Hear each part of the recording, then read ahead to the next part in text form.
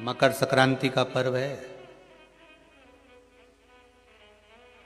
ये कोई मकर संक्रांति ऐसी नहीं पड़ गई। किसी देवता का घर जला था, तब जाकर दूसरे घर में प्रवेश किया था, तब मकर संक्रांति हुई थी।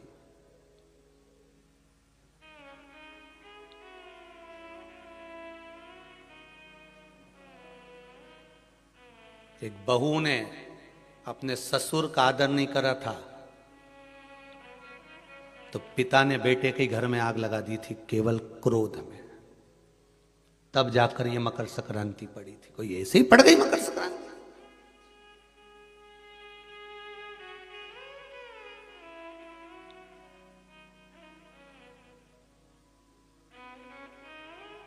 कह दिया आपने तो कि मकर संक्रांति का दान बड़ा प्रबल होता है, पर उस दान की महत्वता क्या है? हमारे शास्त्र क्या कर रहे हैं, हमारे पुराण क्या कर रहे हैं, हमारे वेद क्या कर रहे हैं? हम तो सुनते हुए आए, भीष्म पितामह बाणों की सैया पर पड़े तो उत्तरायण सूर्य आने वाला था, इसलिए तब प्राण त्यागूंगा।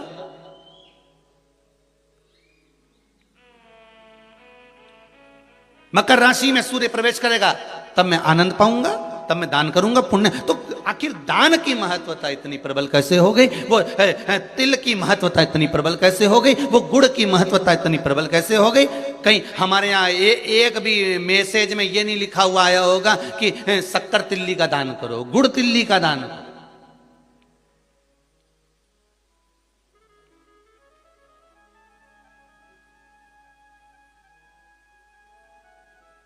ज्योतिष के हिसाब से तिल शनि है और गुड़ सूर्य है। ज्योतिष के हिसाब से तिल शनि है और गुड़ सूर्य है। कोई साधारण सा भाव नहीं प्रगटा है महाराज जी। इस मकर संक्रांति पर केवल लोगों ने कह दिया कि पतंग उड़ा लो, तो कितनी अच्छी बात है, हिंदू धर्म में कम से कम एक दिन दिया, उड़ा लो जितनी मैंने उड़ाओ, पर एक ही दिन उड़ाना रहे और एक ही दिन काटना। बाकी के दिनों में ना तो किसी के बारे में उड़ाना और ना किसी की काटना।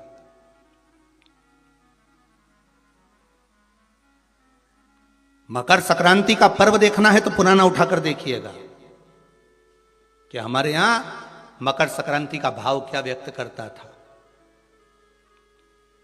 क्या कहता था। ना तो किसी के बारे में उड़ाओ और ना काटो। किसी की बहन बेटी जा रही है उसकी उड़ा दी, कोई का लड़का है तो उसकी उड़ा दी, कोई की सास है तो उसकी, कोई का ससुरा है तो उसकी, कोई गुरु है तो उसकी, कोई ब्राह्मण है तो उसकी, कोई बड़े से बड़ा मठाधीश पिठाधीश संत महात्मा जोगी सन्यासी तपस्वी जिसको तुम जानते तक नहीं, किसी की बहू बेटी को तुम पहचानते तक नहीं, किसी व्यक्ति को तुम पहचानते तक नहीं, एक बार नहीं मिले, बस एक व्यक्ति ने उड़ाई तो इन्हें भी ढील दे के उड़ाई। अब वो एक ने उड़ाई तो तुमने भी उड़ा दिया। अरे हमारे यहाँ तो हिंदू धर्म में एक दिन दिया है मकर संक्रांति का दिन कि खूब छत पर जा उड़ा ले जितनी उड़ाना है, पर किसी की गलत शब्द से मत उड़ाना, किसी के लिए आड़ा टेढ़ा मत बोलना, किसी के लिए ऐसा मत बोल जाना क्योंकि तुम उसको पहचानते ही नहीं हो, बस उसने उड़ाई तुम उसके साथ मिल गए। दे ढील, चरखिल तो तुम ही पकड़े थे। उड़ाए जा उड़ाए जा उड़ाए जा। उन्हें उसकी बेटी के लिए कुछ कहा, 4 लोगों ने मिलकर और कह दिया, 5 लोगों ने मिलकर और कह दिया। किसी के बहू के लिए कहा, एक ने कहा, दूसरे ने फिर कह दिया, 4 ने मिलकर फिर कह दिया। किसी के बेटे के लिए कहा, किसी गुरु के लिए कहा, किसी ब्राह्मण के लिए कहा, किसी संत के लिए कहा, किसी साधु के लिए कहा। किसी ने एक संत पर उंगली उठाई, सबने उड़ाना चालू कर दिया। किसी ने एक गुरुजन पर उंगली उठाई, सबने उड़ाकर चालू कर दिया। हम उड़ा रहे, ना तो जानते, ना पहचानते, ना देखा, ना भाला, ना कभी उससे मिले, ना जाने, बस उसने उड़ाई थी और तुमने जरखिल से ढील देके उड़ाना चालू कर दिया।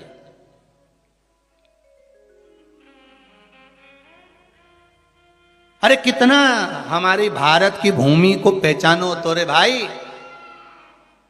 ये वो भारत की भूमि है जहां मोहल्ले में एक दुकान लगी हुई है और एक दुकान की अगर बोनी नहीं होती थी तो दूसरी दुकान वाला अन्न नहीं खाता था। वो नियम अभी भी खत्म नहीं हुआ, अब मरे तक रह गया। कि मोहल्ले में कोई मर जाता है तो मोहल्ले के लोग अन्न नहीं बनाते, खाते नहीं जब तक कि वो अर्थी नहीं उठ जाती। पर आज के समय में तो वो भी गया, ये तो अंदर जाके समोसा निपटा लेता है। तो का आज के समय में कौन रुकता है? मोहल्ले में मरा, पर पहले नियम था कि एक मोहल्ले में जितनी दुकान होती थी उस दुकान के बाहर एक कुर्सी रखी होती थी। प्रत्येक दुकान के बाहर एक कुर्सी रखी होती थी। ग्राहक आता था, कुर्सी पर बैठता था, कुर्सी पर बैठता, सामान खरीदता, सामान खरीदा जिसकी दुकान से कुर्सी, उस दुकान को जब बाहर रखी थी वो कुर्सी फिर अंदर रख लेता था। अब जिसकी दुकान में कुर्सी अंदर चली जाती थी, उस दुकान पर अगर कोई सामान खरीदने आता था तो जो दुकान का मालिक है वो कहता था भैया ये सामान मेरे पास में नहीं है, सामने वाली दुकान पर है, वहां चले जाओ। सामान इसके पास रहता था पर नहीं देता था, क्योंकि इसको मालूम है कि मेरी बोनी हो गई है पर सामने वाले की बोनी नहीं हुई है, इसलिए वो कहता था सामने वाली दुकान पे मिल जाएगा, मेरे यहाँ नहीं है। जब वो सामने वाली दुकान पर जाता था, कुर्सी पर बैठता था, सामने वाला उस कुर्सी को उठाकर अंदर रख लेता था। फिर कोई उसकी दुकान पर जाता था, भैया ये सामान है क्या? तो क्या हमारे पास नहीं मिलेगा, वो तीसरी दुकान पर मिलेगा, उसकी यहाँ भेज देते थे कि वहां चले जा, वहां कुर्सी पर। क्यों? क्योंकि अगर हमारे लाइन में, हमारी पट्टी में, हमारे मोहल्ले में अगर किसी एक दुकानदार का अगर बोनी नहीं हुई, बिक्री नहीं हुई, तो फिर हमारा भोजन करना व्यर्थ है। ये हमारा हिंदू धर्म था, ये मेरी भारत भूमि का गौरव था। और एक आज का जमाना, जो मिल जाए जितना मिल जाए निपटा लो, फिर मौका मिले कि नहीं मिले। आज के जमाने में बस निपटाओ, अपन तो काटो, दे के काटो।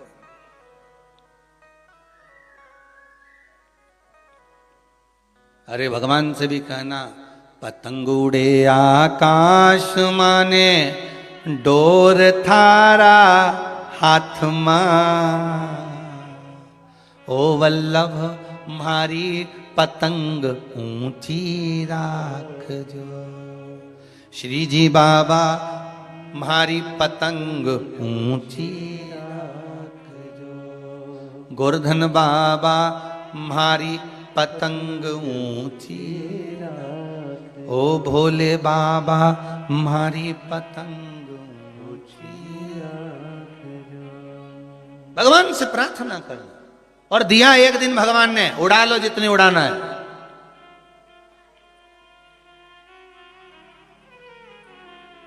उड़ा लो।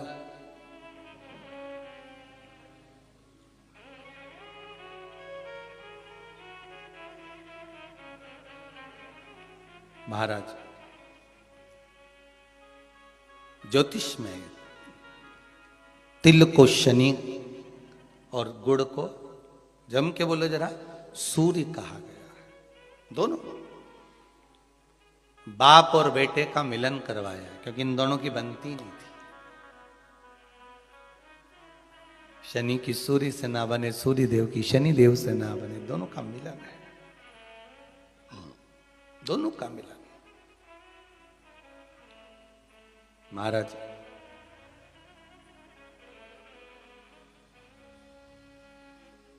शिव महापुराण की कथा में भाव वर्णन करते हुए मानसरोवर शिव पुराण का स्मरण करें। एक बार सूर्य देव अपने बेटे शनि के घर गए। शनि देव का घर है कुंभ। कौन सा घर है? कुंभ।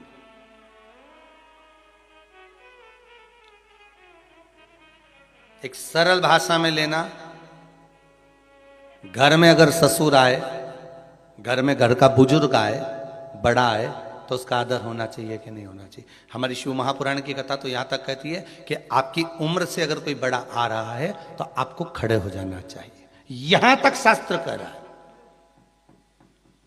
कोई आदरणीय आ रहा है, कोई गुरुजन आ रहा है, कोई साधु जन, कोई सन्यासी, तपस्वी, साधक, उपासक, ब्राह्मण जन, घर के कोई बड़े, माता पिता, ताऊ ताई, चाचा चाची, जो घर के बड़े आ रहे हैं, अगर कोई वयो आ रहा है, कोई वृद्ध आ रहा है, अपने केवल घर के ही नहीं बाहर का भी अगर कोई बड़ा है, आदरणीय है, सत्कार वाला है, सम्मान वाला है, तो उठ के खड़े हो जाना चाहिए।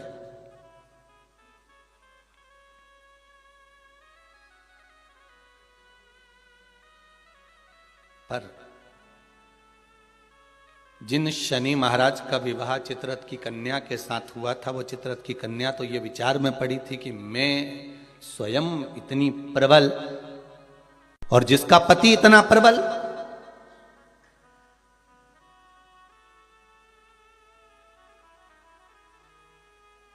जीवन में कभी अहंकार मत करना। एक बात बहुत बहुत ध्यान रखना साहब, ये जो क्रम है ना, बाहर बहुत प्रसन्न नजर आते हैं, वो भीतर से बहुत रोए हुए होते हैं।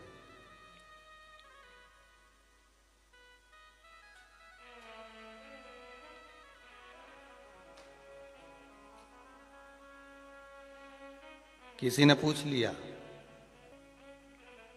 एक बात तो बताओ गुरुजी कि ये शनि महाराज इतना गुस्सा क्यों करते हैं? दुकान पे सेठ जी इतना गुस्सा क्यों करते हैं? रोज करते हैं क्या?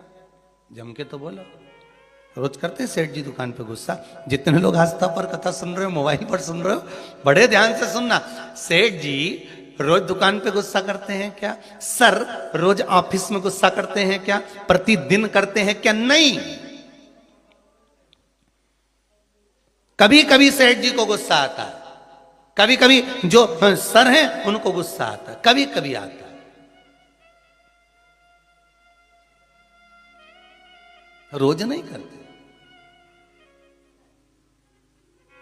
बहुत बहुत सावधानी से कथा का स्मरण करिएगा। सर रोज गुस्सा करते हैं क्या? नहीं। सेठ जी रोज गुस्सा करते हैं क्या? नहीं। प्रतिदिन नहीं करेंगे।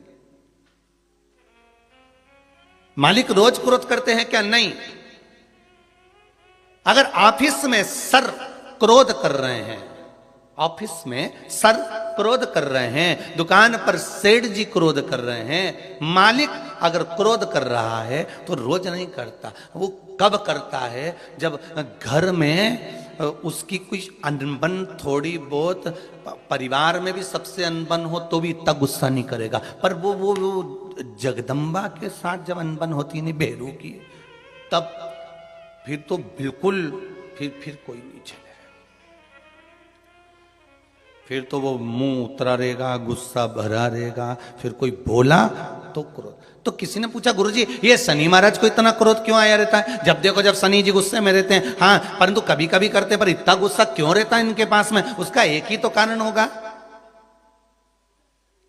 एक कारण है शनि महाराज के क्रोध करने का। धर्म पत्नी आई शनि महाराज की, सम्मुख में आकर खड़ी हो गई शनि महाराज के,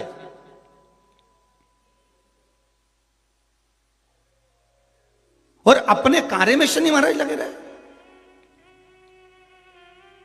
माना आप व्हाट्सएप चलाओ, पर घरवाली खड़ी है तो थोड़ा सावधानी से एक बार मुंह से बात तो कर लो। तुम्हें यूट्यूब चलाना है, फेसबुक चलाना है, इंस्टाग्राम चलाना है, व्हाट्सएप चलाओ, लैपटॉप चलाना है, फोन जो कुछ करना करो, पर जो आई है चाय लेकर बात करने के लिए 2 मिनट, उसने भी तो अपना मोबाइल रख के आई ना, चाय बना के लाई ना, और 2 कप लाई, इसलिए लाई कि अपन दोनों बैठ के बात करेंगे। तो शनि महाराज जी की धर्म पत्नी भी ये सोच के आई थी कि मेरे प्रभु के पास में बैठकर मैं थोड़ी चर्चा करूं, मैं थोड़ी बात करूं, पर ये तो देखे ही नहीं लगा। आ गया क्रोध, और क्रोध में बस खड़ी होकर बोल दी, मेरा श्राप है स्वामी तुमको। अब देखिए जरा शनि महाराज की पत्नी, मेरा श्राप है स्वामी तुमको, तुम मुझे नहीं देखे हो, अपने कार्य में लगे हो, मैं श्राप देती हूं, तुम जिस पर दृष्टि दोगे वो जलकर भस्म हो जाएगा। बहुत अच्छे थे शनि महाराज, ऐसा नहीं है, थे अच्छे, परंतु ये जगदम्बा के कारण गुस्सा आ गया बस, और श्राप मिला जिस पे दृष्टि दोगे, बस वो शनि महाराज ने भी सोच लिया अब क्या करूं, श्राप लग गया। भगवान शनि महाराज भी विचार करे कि अब किसी को भी देखूंगा तो, इसलिए शनि महाराज की दृष्टि नीचे रहती है, सामने कभी नहीं रहती। शनि मंदिरों में जितने भी शनि मंदिर हैं आप सारे शनि मंदिरों में जाकर दर्शन करोगे तो शनि महाराज की दृष्टि सामने है, पर शास्त्र कहता है शनि महाराज ने दृष्टि अपने ऊपर नहीं रखी, नीचे की ओर रखी है। अब लोग समझे तो ना, मंदिरों में जितने शनि मंदिर हैं सब मंदिरों में शनि की दृष्टि सामने रख दी। जो आता है तेल चढ़ाने पूजन करने के लिए दृष्टि सम्मुख होती है। शनि महाराज ने अपनी दृष्टि नीचे रखी है। शनि महाराज दृष्टि कब उठाते? जब किसी को नष्ट करना हो। तुम जिस पर दृष्टि डालोगे वो जलकर भस्म हो जाएगा, ये शनि महाराज की धर्म पत्नी ने कहा है। और आज शनि महाराज जी की धर्म पत्नी जिस घर में निवास कर रही हैं, शनि महाराज जिस घर में निवास कर रहे हैं, उस मकान का नाम क्या है? अभी बताया था, क्या नाम था? कुंभ। अपने भी मकान का नाम होता है ना, कोई ने पितृ कृपा लिख देता है, कोई गुरु कृपा लिख देता है, कोई देव कृपा लिख देता है, कोई लक्ष्मी कृपा लिख देता है, कोई अपने पिताजी का नाम से लिख देता है। मकान का नाम लोग रख देते हैं, ये हमारे मकान का नाम। तो शनि महाराज के घर का नाम था कुंभ। उस कुंभ मकान में शनि महाराज रह रहे थे, पिताजी का आगमन हो गया। बहुत ध्यान से सुनना, ये मकर संक्रांति की कथा है। पहले मिली कि नहीं मिली वो हम नहीं जानते, पर मकर संक्रांति का भाव को जान लीजिए महाराज कि क्यों महत्व है दान का, गुड़ और तिल्ली का, क्यों महत्व है सूर्य नारायण के पूजन का।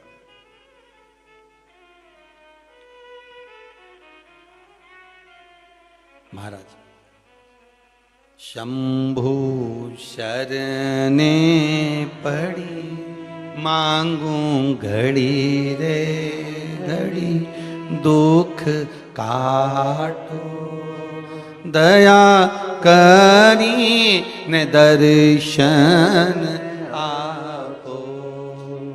हे शिव करुणा सागर भगवान ओघड़दानी त्रिकालदर्शी शंकर की कथा कर रही है।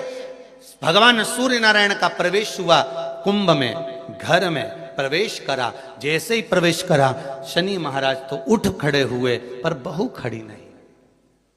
घर का अगर कोई बड़ा आए, आदरणीय आए, सम्माननीय आए, तो उसको आदर देना चाहिए, सत्कार करो।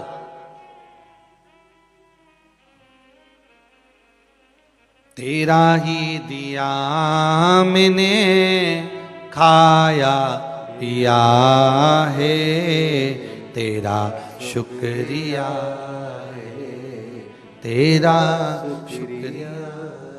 मुझे भोले बाबा ने बहुत दे दिया है, तेरा शुक्रिया है, तेरा शुक्रिया है। थोड़ा सा आदर करो। अच्छा, दोनों में विचार बड़े विचित्र होते हैं। बहू सोचती है मैं सास को सुधार दूं, और सास सोचती है, जम के बोलो, बहू को सुधार। और सुधरती दोनों ही नहीं है। धीरे धीरे करके सिधर जाती है, पर सुधर नहीं पाती। और कितना सुंदर भाव कहा है महाराज। अपन अपने आप को तो सुधार नहीं रहे, सब कुछ सुधार रहे। हमारे घर में शांति नहीं है गुरुजी, बहुत तकलीफ है गुरुजी।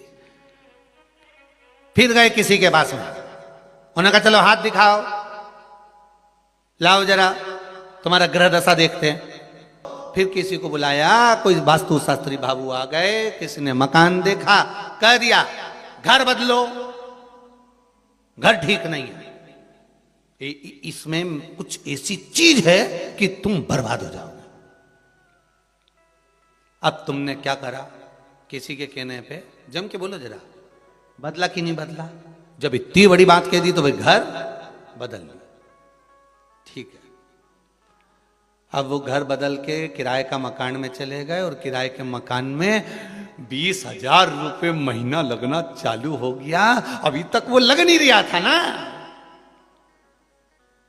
अब 20,000 रुपये महीना किराए के मकान में लगना चालू हुआ, और जो 20,000 रुपये लगना चालू हुआ, थोड़े दिन तक तो थोड़ा लगा कि हाँ थोड़ी शांति है, 2 महीना 4 महीना 6 महीना ऐसा लगा, खूब शांति आ गई। महाराज बिल्कुल सही किया था, एकदम बढ़िया बोला था। अच्छा वो अपने घर छोड़ दिया। और 2-4 महीने जब 20,000 रुपये देने फिर जो झगड़ा चालू हुआ, मकान मालिक बोला 20,000, गैस की टंकी, बच्चों की फीस। फिर जो जैसे कल कथा में था ना, गौरी कुंड पे उफान, गंगा जी का जल, बस वैसा उफान जो आया, अब फिर किसी की आ गई। महाराज शांति नहीं बिल्कुल भी, बड़े दुखी हो गए। घर में रत्ती सारा सुखे पर शांति नहीं है, बिल्कुल नहीं है। फिर किसी ने कहा एक काम करो, थोड़े दिन के लिए तुम ये वाला नेकलेस पहन लो, थोड़े दिन के लिए तुम ये धारण कर लो, थोड़े दिन के लिए ये वाले कलर के कपड़े पहनो। ये जब गुरुवार आए तो पीला पहनना, बुधवार आए तो ये कलर का पहनना, काला पहन लेना, ये पहन लेना, वो पहनना। फिर लिबास बदला। अभी क्या बदला था? घर। अब क्या बदला है? लिबास।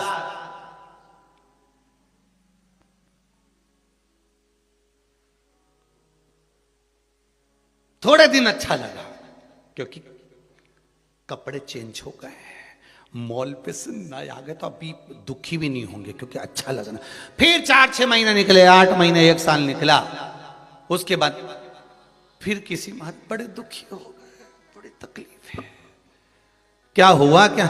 बस पूछो ही मत, व्यापार में भी बड़ी तकलीफ है, घर में भी है।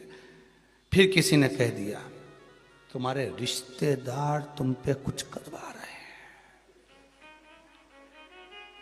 फिर तुम्हारे रिश्तेदार कर रहे हैं। अब क्या करा इसने? रिश्तेदारी छोड़ दी, क्योंकि महाराज जी ने कहा था रिश्तेदार करवा, रिश्तेदारी छोड़ दी। अब अभी क्या बदला था? सबसे पहले जम के बोलते जाओ, घर बदला, फिर लिबास बदला, फिर रिश्ते बदल दिए। अब थोड़े दिन किसी से फोन पे बात नहीं हो रही, किसी से बातचीत बंद हो गई। अब ऐसा लग रहा है वो ही करा रही थी, अब तो अच्छे हमारी तबीयत भी अच्छी हो गई। अब 2, 4, 8, 15 दिन, 1-2 महीना, 4 महीना, 6 महीने अच्छे रहे, फिर मालूम पड़े तकलीफ आ गई। फिर किसी ने कह दिया, किसी क्या गया, क्या हुआ? वो तुम्हारा जो सहेली है ना और वो दोस्त है ना तुम्हारा, बहुत वही सब कुछ कर रहा है। अब बचा कुछ दोस्त बचे थे, सहेली बची थी, तो पहले क्या बदला? घर। फिर क्या बदला? लिबास। फिर क्या बदला? रिश्तेदार। अब क्या बदल रहे हो? एक दोस्त छोड़ा, एक सहेली छोड़ी, दूसरी बना ली। पर शिव महापुराण की कथा कर रही है, जब सब कुछ बदल के देख लो और कुछ बदलने के लिए ना बचे, तो अपने पुराने घर में रहकर अपने आप को बदल कर देख लेना, सब बदला हुआ नजर आ जाएगा। हम खुद को नहीं बदल पा रहे हैं, बाकी के हमने सब कुछ बदल दिया।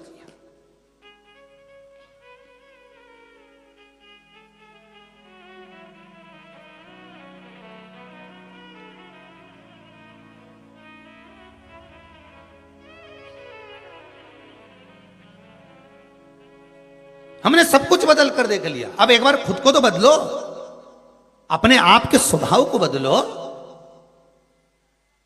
बहू कह रही है मैं सास को बदल दूंगी, सास कहती है मैं बहू को बदल दूंगी। अपने आप को तो बदलो, तुम दूसरे को मत बदलो। ना घर बदलने की जरूरत पड़ेगी, ना लिबास बदलने की जरूरत पड़ेगी, ना रिश्तेदार बदलने की जरूरत पड़ेगी, ना दोस्त बदलने की जरूरत पड़ेगी। खुद का नेचर बदल कर देखिए, खुद का स्वभाव बदल कर देखिए, खुद को बदल कर देखिए, आपको सब बदला हुआ नजर आने लगेगा। हम सबको बदलना चाहते हैं, अपने आप को नहीं। और अपने आप को बदलने का समय आता है तो कहते मैं तो जैसी हूं वैसी रहूंगी। बदलना तुमको पड़ेगा, सास कहती है। बहू तुझे बदलना पड़ेगा। बहू कहती है तो मैं भी जैसी रहती थी वैसी रहूंगी, डोकरी बदले तो बदल, नहीं तो अपन तो ये मायके चले। अब दोनों नहीं बदल रही। अब ये दोनों तो नहीं बदल रही, पर वो भेरू बेचारा मंदिर का घंटा हो गया। इधर से मम्मी चिल्लाए, घंटा बजा के चल जाए, इधर से पत्नी चिल्लाए, वो भी बजा दे, बीच में लटक रहा बेचारा। और घंटा भी इतना भारी होता है कि हवा में भी हिलता ही नहीं है, तो वो भेरू बेचारा न हिल सकता है, बस लटका हुआ है। तुम्हारी मर्जी पड़े जब आके बजा के चले जाओ। माँ का पक्ष ले तो पत्नी के, तुम तो अपनी माता के गुलाम बने हुए हो। और अगर ये पत्नी का पक्ष ले तो मां कहती है तू तो जोरी का गुलाम बना हुआ है, बेचारा बीच में लटका हुआ है। बीच में किसके लिए बोले, क्या बोले? इसीलिए शिव पुराण कहती है, क्या किसको रोइए चादर तान के, सो याग लगे बस्ती में अपन रहो मस्ती। अब बदल रहा है, कौन बदलेगा? नदी पर, प्रत्येक पावन नदियों पर आप जाएंगे तो वहां पर एक घाट मिलता है, जिस घाट का नाम होता है राम घाट। बोलो सही है कि गलत है? कौन सा घाट है वो? राम घाट। एक घाट मिलता है जिसका नाम है राम घाट। आप छिपरा जाएंगे तो वहां भी राम घाट मिल जाएगा, आप इलाहाबाद जाएंगे तो प्रयागराज में वहां पर भी राम घाट मिल जाएगा, आप हरिद्वार जाएंगे तो वहां भी राम घाट मिल जाएगा, आप चित्रकूट जाएंगे तो वहां पर भी राम घाट मिल जाएगा, आप सरयू जी जाएंगे तो वहां पर भी राम घाट मिल जाएगा, आप यमुना जी के घाट जाएंगे तो वहां पर भी राम घाट मिल जाएगा। तो कभी आपने विचार करा कि राम घाट का मतलब क्या होता है और क्यों ये सारे साधु सन्यासी तपस्वी साधक संत महात्मा जो कुंभ में स्नान करने के लिए आते हैं, कुंभ के मेले में आते हैं, ये राम घाट पर ही क्यों नहाते हैं?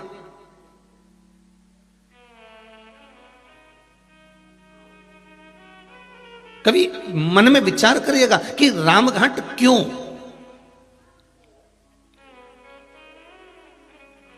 इतने सारे घाट बने हुए हैं, इतने सारे घाट बनाए गए हैं, पर राम घाट की ही महत्वता क्यों होती है? राम घाट का मतलब क्या होता है?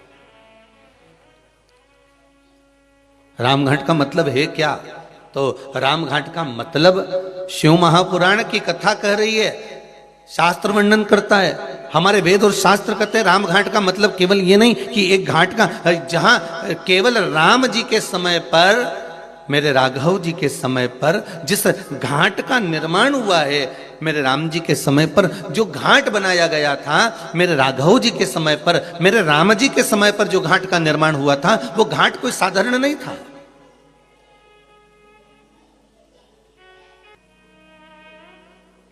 पूर्व में जितने घाट बने हैं, पूर्व में जितने घाटों का निर्माण हुआ है, उसके आगे भी उसके पीछे भी, तो जितने घाट बने, मेरे राघव जी के पहले भी, राघव जी के बाद भी जितने घाट बने, सारे घाटों में महाराज सारे घाट अलग अलग बनाए जाते थे। ब्राह्मण के लिए ये वाला घाट है, क्षत्रिय के लिए ये वाला घाट है, वैश्य के लिए ये वाला घाट है, शूद्र के लिए ये वाला घाट है, अन्य जीव यहां घाट पर जाएंगे महाराज, पशु इस घाट पर जाएंगे, पक्षी इस घाट पर जाएंगे।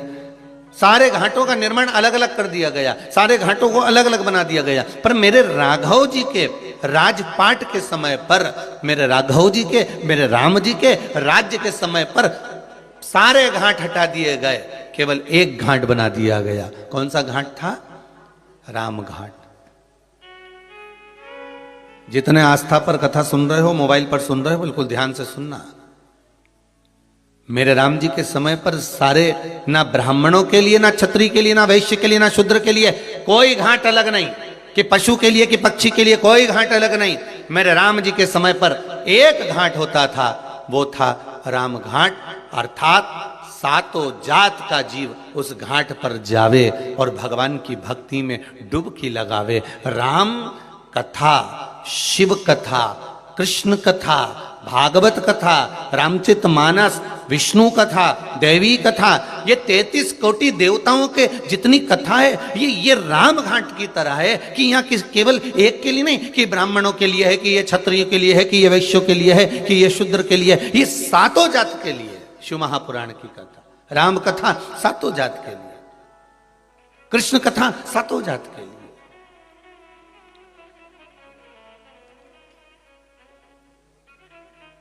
जितनी नदियों पर, पवित्र नदियों पर जाइए, एक घाट जरूर मिलेगा, राम घाट। राम घाट की महत्वता कि जहां सब कोई चले जाए, सबका स्नान हो जाए, सब आनंद में वहां पर पहुंचे महाराज।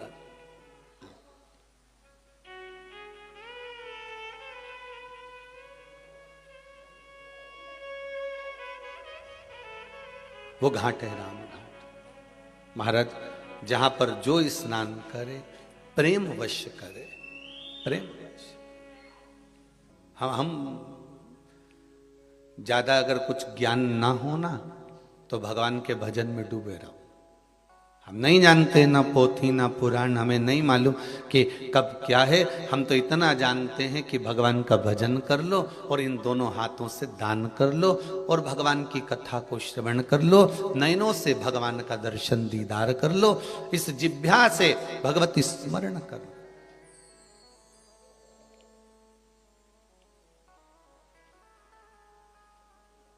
महाराज एक बार नामदेव जी महाराज जी से पूछ लिया था। संत श्री नामदेव जी महाराज जी से किसी ने पूछा, गुरुजी ये बताओ कि तुम कहते हो कि भगवान का भजन करो, भगवान का भजन करो, भगवान का स्मरण करो, भगवान का भजन करो, स्मरण करो, भगवान का नाम लो, पर भगवान तो हमको कभी दिखता ही नहीं है। भगवान भी तो नजर आना चाहिए कि भगवान है कहां आखिर। नामदेव जी ने कहा अपने चेले से, जा एक जरा लोटा भर लिया और थोड़ा एक कटोरी में नमक लिया। अब चेला गया, एक लोटा पानी भर लाया और एक कटोरी में नमक लिया है। नामदेव जी महाराज ने कहा नमक इसमें डाल दे और चम्मच से हिला दे उसको, और नामदेव जी के कहने सुनते पानी में डाल दिया, हिला दिया। अब नामदेव जी महाराज बोले, ये बता इसमें नमक कहीं दिख रहा है? अरे गुरुजी आप भी ऐसी बात करते हो, कटोरी भर के नमक डाला तो था जब दिख रहा था, पानी में दिख रहा है क्या कि नहीं? अब पानी में नजर नहीं आ रहा ना, तो अब एक काम कर, चख के बता कि नमक है कि नहीं। उसने पानी को मुख में लिया तो क्या गुरुजी इसमें तो नमक है। पानी में नमक नहीं दिख रहा है पर चखोगे तो नमक का स्वाद आएगा। अब गुरुजी ने कहा एक काम कर, इसको पानी में उकाल, इस पानी को गर्म कर ले, उकाल ले। और पानी को जो उकालना चालू करा, गर्म करना चालू करा, वो पानी धीरे धीरे धीरे धीरे भाप बनकर उड़ गया और पूरे भगोने में, पूरी कढ़ैया में सफेद सफेद छोटे छोटे नमक के दाने रह गए। गुरुजी ने कहा अब क्या दिख रहा है? तो क्या गुरुजी नमक के छोटे छोटे कण है। गुरुजी बोले बस नामदेव जी कहते हैं परमात्मा है, परमात्मा है और इस शरीर में घुला हुआ है। परमात्मा इस मानव की देह में घुला हुआ है। परमात्मा इसलिए कहते हैं आत्मा ही परमात्मा है। अरे कितना सुंदर कहा,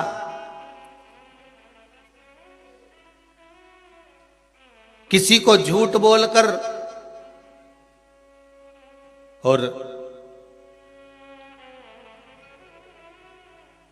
किसी के साथ में छल कर कर किसी को धोखा देकर, यह मत समझना कि यह मूर्ख है। किसी के साथ झूठ बोलकर, किसी के साथ छल कर कर, किसी को धोखा देकर, यह मत सोचना कि यह मूर्ख है, यह पागल है, इसमें अक्ल नहीं है। अरे भाई वो मूर्ख नहीं है, ये विचार करना कि ये किसी को धोखा दो और किसी का झूठ बोलो उसके सामने और छल करो, धोखा दो, तो ये मत सोचो कि ये मूर्ख है, समझता ही नहीं है।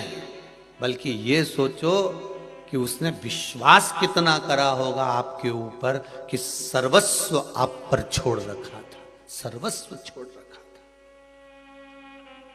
वो मूर्ख नहीं है, उसका विश्वास है। एक पति पत्नी को जानकर यह विचार ना करे कि ये मूर्ख है, इसमें तो अक्ल नहीं है। नहीं, पूरा परिवार छोड़कर आई है वो, पूरा घर परिवार कुटुंब कबीला सब छोड़कर आई।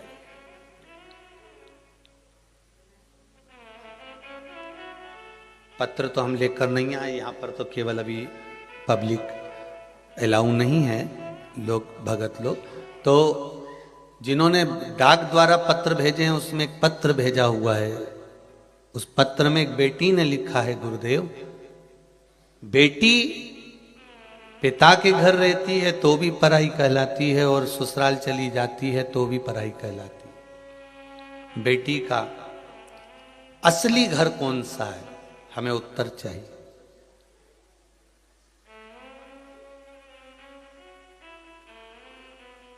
उसका सही घर कौन सा है?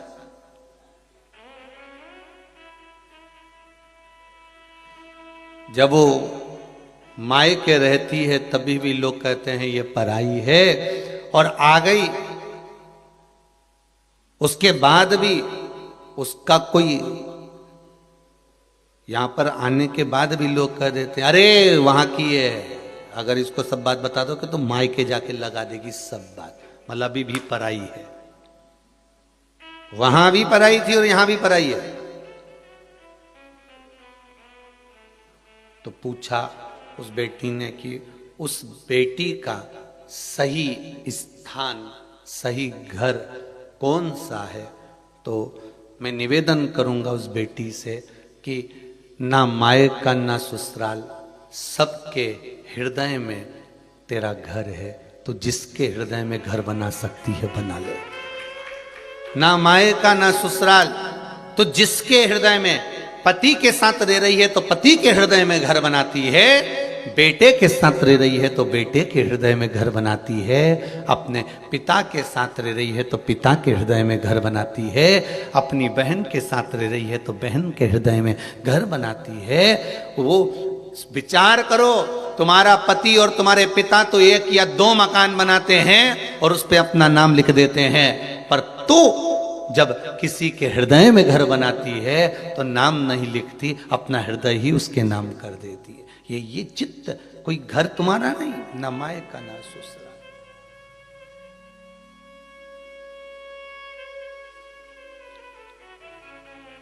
ऐसे सुंदर सुंदर पत्र लोग भेजते हैं, मन तो करता है कि व्यासपीठ पर लेकर आए, और परंतु याद रह जाता है तो बोल देते हैं, नहीं याद रहता तो नहीं बोलते।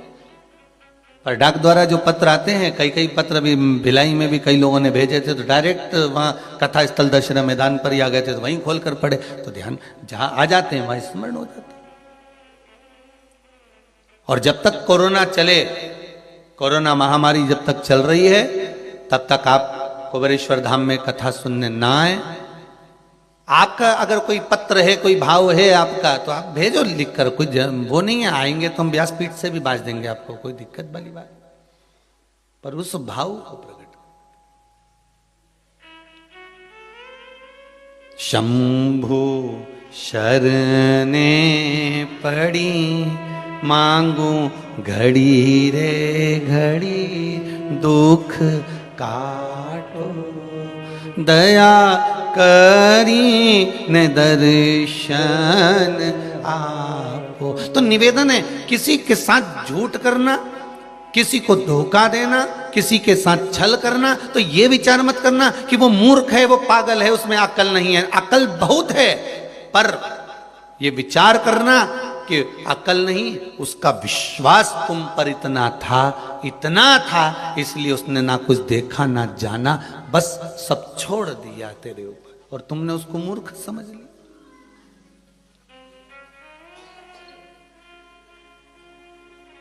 मेरे राघव जी, मेरे राम जी का पूरे अवधपुरवासी, पूरे संसार वासियों पर मेरे राघव का विश्वास अटल था, और विश्वास मेरे राघव ने टूटने नहीं दिया।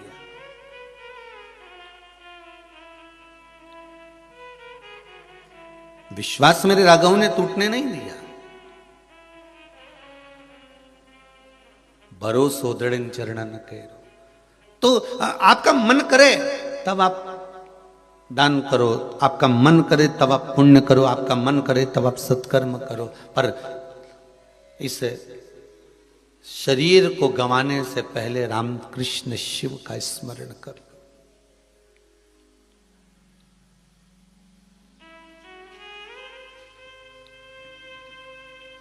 फिर ये जिह्वा हिले ना हिले। कोई अलग घाट मेरे राघव जी ने नहीं बनाया, मेरे राघव जी ने विश्वास जागृत करा।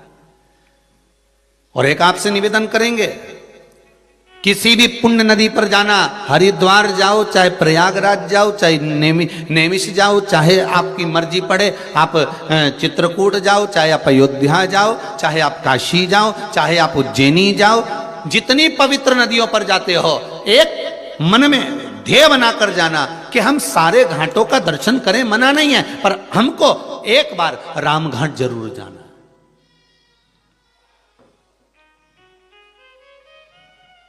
तो लोग कहेंगे गुरुजी वहां तो बहुत भीड़ होती है, भले भीड़ हो, पर एक लक्ष्य बनाकर जाना कि एक बार हमको रामघाट जरूर जाना है। रामघाट क्यों? क्योंकि सारे घाटों में श्रेष्ठतम रामघाट को इसलिए कहा जाता है क्योंकि वहां सारे बंधन टूट जाते हैं हमारे। रामघाट पर क्या है? कोई दुनिया के लोग आपसे पूछेंगे कि एक ऐसा रामघाट पर क्या है, रामघाट पर है क्या, तो आप कह सकते हो कि दुनिया के सारे बंधन अगर कटते हैं तो रामघाट पर कटते हैं महाराज। चाहे वो छिपरा महारानी का राम घाट हो, चाहे गंगा महारानी का राम घाट हो, चाहे सरयू महारानी का राम घाट हो, चाहे वो त्रिवेणी संगम का राम घाट हो, चाहे काशी का राम घाट। राम घाट पर व्यक्ति के बंधन कट जाते हैं, बंधनों से वो मुक्त हो जाता है।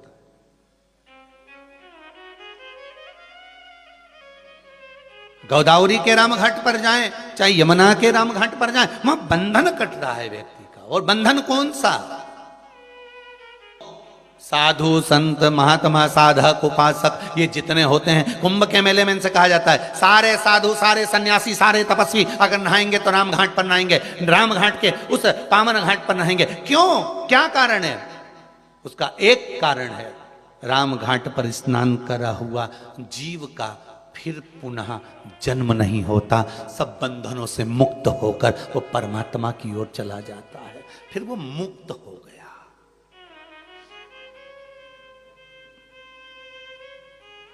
वो मुक्त है।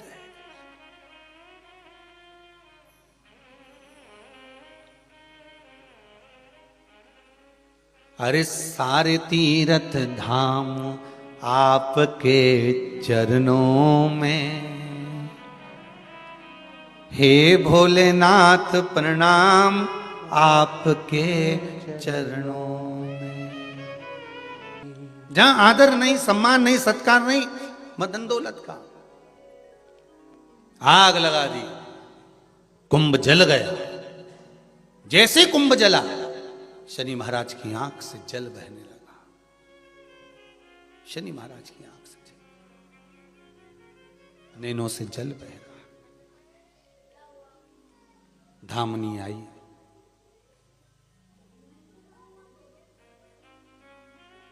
पूछा क्या हुआ? आज घर में आग लग गई। पिता आए थे, उनके लिए कुछ ला नहीं सकी तो? घर का बुजुर्ग आया था, घर का बड़ा आया था, कम से कम आदर तो करना चाहिए। कुछ नहीं, अगर घर का बड़ा आए ना, घर का बुजुर्ग आए ना, घर का कोई बड़ो व्यक्ति आए तो आदर के 2 शब्द ही बोल लो, बहुत ऐसा मीठे शब्द।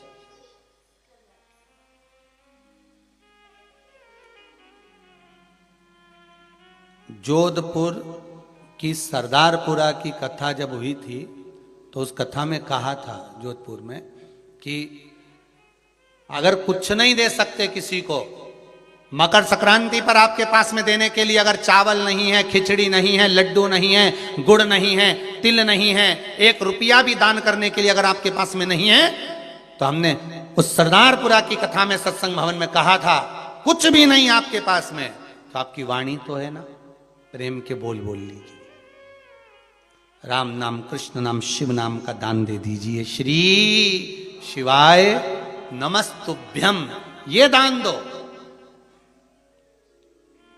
नहीं है आपके पास कुछ दान करने के लिए, आप श्री शिवाय नमस्तुभ्यम दान करो। और अगर भगवान ने दिया है आपको थोड़ा बहुत धन, अगर भगवान ने आपको दिया है तो सत्कर्म में लगाने का प्रयास करिए, लगाओ उसको। वो गलत जगह पर लगे उससे अच्छा अच्छी जगह लगा। और अगर कुछ नहीं है तो मुख से बोलते चलो, श्री शिवाय नमस्तुभ्यम, श्री शिवाय नमस्तुभ्यम। आज मकर संक्रांति है, सभी लोग इस मंत्र का दान आप भी करो और हम भी करें, साथ में मिलकर बोलें, श्री शिवाय नमस्तुभ्यम, श्री शिवाय नमस्तुभ्यम, श्री शिवाय नमस्तुभ्यम, श्री शिवाय नमस्तुभ्यं। कुबेरेश्वर बाबा की इस पावन धरा से ऑनलाइन जितने लोग शिव महापुराण की कथा को सुन रहे हैं, यही विचार करना कि कुबेरेश्वर बाबा के इस पावन प्रागण्य में जो कुबेर भंडारी की ये भूमि है, उसमें जो कूप है, यही समझना कि उस पवित्र कूप का आप स्नान कर रहे हो। एक बार फिर मुख से बोलो, श्री शिवाय नमस्तुभ्यं, श्री शिवाय नमस्तुभ्यं। अब तो ये भाव रखो कि हमने पवित्र कूप में, कुबेरेश्वर धाम के इस पावन धरा पर जो कूप है बाबा का, हमने उसमें स्नान कर लिया।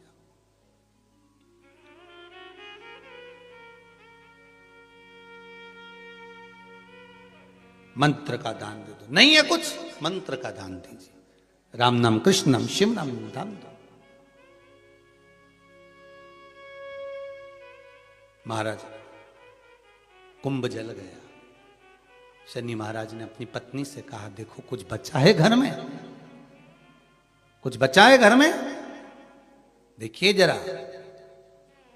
शनि महाराज की धर्म पत्नी दौड़ कर गई है और जाकर देखा तो धधक धधक कर जल रहा था, कुछ भी नहीं बचा था, कुछ भी नहीं है। तब शनि महाराज ने अपने पिताजी के चरण पकड़े, गलती हो गई, मेरा पिता आया था, मैं आदर नहीं कर पाया। मेरे पिता आए, सूर्य नारायण आए और मैं आदर नहीं कर पाया। विनती करता हूं, निवेदन करता हूं, पिताजी आप, मैं दूसरे घर का निर्माण करता हूं, उस घर में आप जरूर आना पिताजी। मुझसे जो बनेगा मैं आदर के भाव रख दूंगा, मुझसे जो बनेगा मैं आदर का भाव रखूंगा। सूर्य नारायण भगवान बोले कि आज तेरे पास में कुछ खाने के लिए नहीं है? माना मैंने तेरे घर में आग लगा दी, माना तेरे घर में कुछ भी नहीं है, पर कुछ तो होगा, कुछ तो होगा।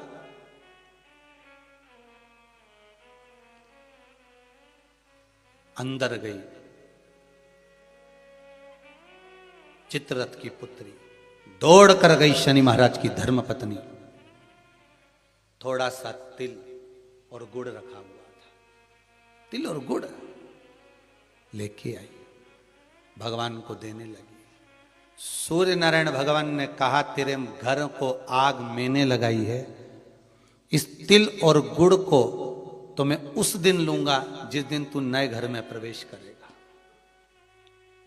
और मैं स्वयं तेरे उस घर में आऊंगा, आदर देखूंगा, तब तुझे देखकर जाऊंगा। भगवान ने, शनि महाराज ने नया घर बनाया जिसका नाम था मकर। आग लगाई मकर में। भगवान शनि महाराज ने बार बार अपने पिताजी को आदर कर कर कहा, पिताजी पधारो, पिताजी पधारो। पिताजी कहते हैं, जब उत्तरायण भाव में भ्रमण करते हुए आऊंगा, सब देवताओं के घरों में प्रवेश करते करते आऊंगा, तब शनि तेरे घर में भी प्रवेश करूंगा। तब मकर में प्रवेश किया तो शनि महाराज की पत्नियां दौड़कर तिल गुड़ से अपने पिता का आदर करने लगी। जानकर सूर्य नारायण भगवान ने वर प्रदान कर दिया। आज मैंने इस मकर राशि में प्रवेश करा है, मकर के अंदर प्रवेश करा है, जो मुझे गुड़ और तिल्ली का दान देगा, सूर्य को अर्घ देगा, सूर्य का स्मरण करेगा, मेरा स्मरण करने वाला कभी खाली नहीं रहेगा। जैसे शनि को नया भवन दिया, जो मुझे आनंद से स्मरण करेगा, आज के दिन जो दान पुण्य भजन कीर्तन स्मरण करता है, पुराण और वेद को श्रवण करता है, मेरी पावन चरित्र को सुनेगा, उसको भी मैं नूतन नूतन भाव प्रदान करता रहूंगा, नूतन भाव। इसलिए होती है मकर संक्रांति और तिल और गुड़ का दान। मैं धन्यवाद दूंगा सभी श्रोता भाई बहनों को जिन्होंने गौ माता के लिए गुड़ के दान के लिए शुल्क जमा कर कर यहाँ पर मैसेज किया, उसके लिए भी धन्यवाद है। जो शिव मंदिर के लिए दान दे रहे हैं, और एक निवेदन करूंगा आप सबको, आजीवन भोजन भंडारे वालों को खास तौर से कहूंगा, कि आप लोग जो आजीवन भोजन भंडारे के सदस्य बन रहे हो, उनसे निवेदन है कि अगर 14 तारीख और 15 तारीख को आजीवन भोजन भंडारे के सदस्य बन रहे हो तो अलग से कोई तारीख मत लिखाओ। आप तो अगर तारीख लिखाना है कि हम आजीवन भोजन भंडारे के सदस्य बन रहे हैं तो 14 तारीख मकर संक्रांति लिखाओ। उसका कारण है कम से कम आज के दिन आजीवन भोजन भंडारा, मतलब अपन रहें ना रहें पर आपके निमित्त, आपके द्वारा यहां लोग भोजन तो कर लेंगे, सुख तो पाएंगे। तो आजीवन भोजन भंडारे वाले ध्यान रखें कि कोई तारीख मत बदलो आप तो कि हमारे जन्मदिन पे करना है या नहीं, आप तो 14 मकर संक्रांति की हमने लिखा दी, मतलब आज करा तो आज ही का लिख लो, आप तो मकर संक्रांति पे करा दीजिए।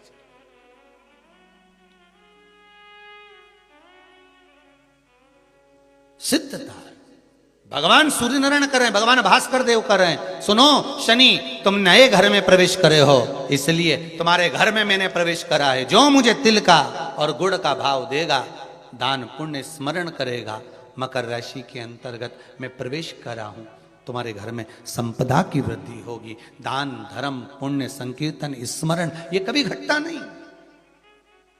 और आप सभी को मकर संक्रांति के पावन अवसर पर बहुत बहुत बधाई देते हुए भाव प्रकट कर रहे हैं कि कम से कम आपने मकर संक्रांति की कथा को श्रवण तो करा, जनमानस तक ये कथा पहुंची तो सही। और मुझे विश्वास है कि ये कथा केवल आप सुने यहीं तक मत रहने देना, इस कथा को जन जन तक पहुंचा दो, जन जन तक भेजिए इस कथा को कि मकर संक्रांति पर क्यों गुड़ और तिल का दान होता है, किस लिए होता है। माता पिता का आदर कराए, इसलिए आज भी कुछ चीजें घर के बुजुर्गों को दी जाती है, बड़ों को दी जाती है, छोटों को नहीं बड़ों को देते, आदर का भाव होता। शिव पुराण कह रही है महाराज, भगवान शंकर पार्वती आनंद के साथ निवास कर रहे हैं, तभी उसी समय पर शिव और पार्वती का मंगल विवाह हो रहा। और मंगल विवाह के समय पर कल कथा में अपन श्रवण करा था कि पार्वती मैया को क्रोध आ गया। और आज भी वो गौरी कुंड जो हिमाचल में विराजमान है, आज भी वो गौरी कुंड के पास से अगर कोई गंगा का जल लेकर जाता है तो वो गौरी कुंड में उछाला जाता है, उछाल।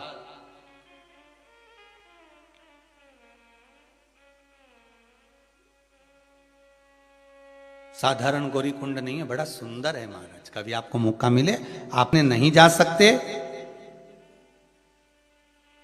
आप अगर चीन पहुंचकर कैलाश का दर्शन नहीं कर सकते तो एक बार जाकर आप मणि महेश का दर्शन जरूर करना। बीच में गौरी कुंड पड़ेगा, फिर मेरे मणि महेश पड़ेंगे। भगवान शंकर जैसा कैलाश पर्वत की शोभा है वैसी मणि महेश की शोभा है, वैसी मणि महेश की शोभा। एक बार मौका मिले तो जरूर दर्शन करें महाराज। भगवान हिमालय राज अपनी पुत्री को ले गए और अपनी बेटी को लेकर भगवान गए और भगवान भोलेनाथ के साथ में विवाह करने का वचन देकर गए हैं हिमालय राज। और वचन देकर बेटी को लेकर गए, चलो पार्वती चलो, मैं तुम्हारा विवाह शिव के साथ कराऊंगा, मैं वचन देता हूं आप। पार्वती जी कहती हैं, पिताजी मान लो मैं घर गई और आपने कहा कि मैं शिव से विवाह नहीं करूं। नहीं बेटी, मेरा वचन है, आपने शंकर को राजी करा है, शिव को राजी करा है, तो बेटी मैं शिव को ही ब्याहूंगा। और निवेदन है, पार्वती रूपी इस मन को कहीं दो मत दो, पर शिव को जरूर दो, शंकर को दीजिए। ये मन, ये आत्मा, ये चित्त, ये आत्मा ना तो जलती है, ना कटती है, ना जल में गीली होती है, ना सूखती है, ये अजर और अमर है। तो किसी ने कहा कि भगवान शंकर पार्वती को कथा श्रवण कराए, तो पार्वती ने कथा श्रवण करी। पार्वती मैया ने जब कथा श्रवण करी तो उनको निंद्रा आ गई, निंद्रा आ गई, पार्वती जी सो गई, उन्होंने कथा नहीं सुनी। पर शिव महापुराण की कथा कहती है, ये मन, ये चित्त, ये आत्मा अगर परमात्मा में लगी है तो ये अमर है, ये अजर है। ये शरीर भस्म हो जाता है, शरीर जल जाता है महाराज, पर आत्मा अजर और अमर है। तेरी कृपा बिना न हिले एक भी अणु लेते हैं श्वास तेरी कृपा से तनु तनु। हे गंगधार मुक्ति द्वार ओमकार तू, बोले ओंकार तू। आयो शरण तिहारी शंभो तार तार तार तार तू। हे भोलेनाथ, हे त्रिकालदर्शी। गए सुंदर आनंद में भगवान शिव के विवाह की तैयारी होने लगी। आज मां शिव विवाह के लिए श्रृंगार करने गई है। एक जगह तप करा तो गौरी कुंड बना, दूसरी जगह तप करा फिर गौरी कुंड बना। अब ये गौरी कुंड कौन सा है? केदारनाथ जी जाते हैं तो उसके नीचे पड़ता है। ये गाड़ी का, बस का जो आखिरी पड़ाव है वो गौरी कुंड ही है केदारनाथ जी जाते समय। और उसके बाद में फिर जो चले तो पैदल पैदल चलते चलते चलते, चाहे तुम वो खच्चर से जाओ, घोड़ा से जाओ, पालकी में जाओ, मर्जी पड़े तुम पैदल जाओ, वो तुम्हारी मर्जी है। अब माता पार्वती श्रृंगार करने चली है।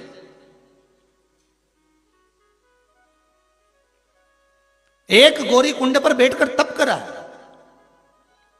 एक गौरी कुंड पर बैठकर तप करी है। और तप करने से भगवान शंकर को प्राप्त करा है, शिव को प्राप्त करा है। और अब की बार जा रही है वो गौरी कुंड पर श्रृंगार करने के लिए जा रही है। सत्संग ने मेरी बात चलाई, सतगुरु ने मेरी कीनी रे सगाई। देखिए जरा ध्यान दीजिएगा, रुक्मणी जी को नारद जी ने सत्संग कराया था, भगवान कृष्ण मिल गए थे। पार्वती जी को भी नारद जी ने सत्संग कराया था, जन्म लिए। और नारद जी ने कह दिया अगर ये इसको पति मिलेगा, भस्मी रमाने वाला, जटाजूड़ बांधने वाला, मृगछाला पहनने वाला, इसको पति मिलेगा, ऐसा अड़भंग मिलेगा। अगर ये चाहे तो शिव की आराधना करे। बस सुन लिया था, इसलिए सत्संग ने मेरी बात चला, सतगुरु ने मेरी कीनी रे सगाई। अब गुरु को बुला के हाथ लेवा तो करा दो, मुझे भोले बाबा की दुल्हन बना दो।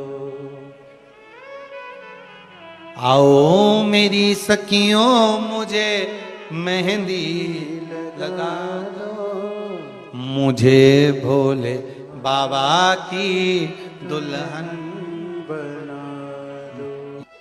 आचमन नहीं कर सकता, स्पर्श नहीं कर सकता जल को। और इस गौरी कुंड में सब स्नान कर। क्यों? क्योंकि यहां मां ने श्रृंगार करा था अपने परमात्मा के लिए, अपने पति शिव के लिए। इस गौरी कुंड में जो स्नान करता है उसको शंकर का दर्शन हो ही जाता है। ये गौरी कुंड, ये वो गौरी कुंड। उस गौरी कुंड में जहां पर गंगा का जल देखते ही मां उफान में जाती है, उसका जल शीतल है। और केदारनाथ जी जाते हैं और जो गौरी कुंड पड़ता है उसका जल गर्म है। महाराज गर्म जल। महाराज श्रृंगार किया मां ने, विवाह की तैयारी हो गई। भोलेनाथ बारात लेकर आ रहे हैं धड़धड़ाते हुए। त्रिजुगी नारायण की पावन धरा, कौन सी जगह?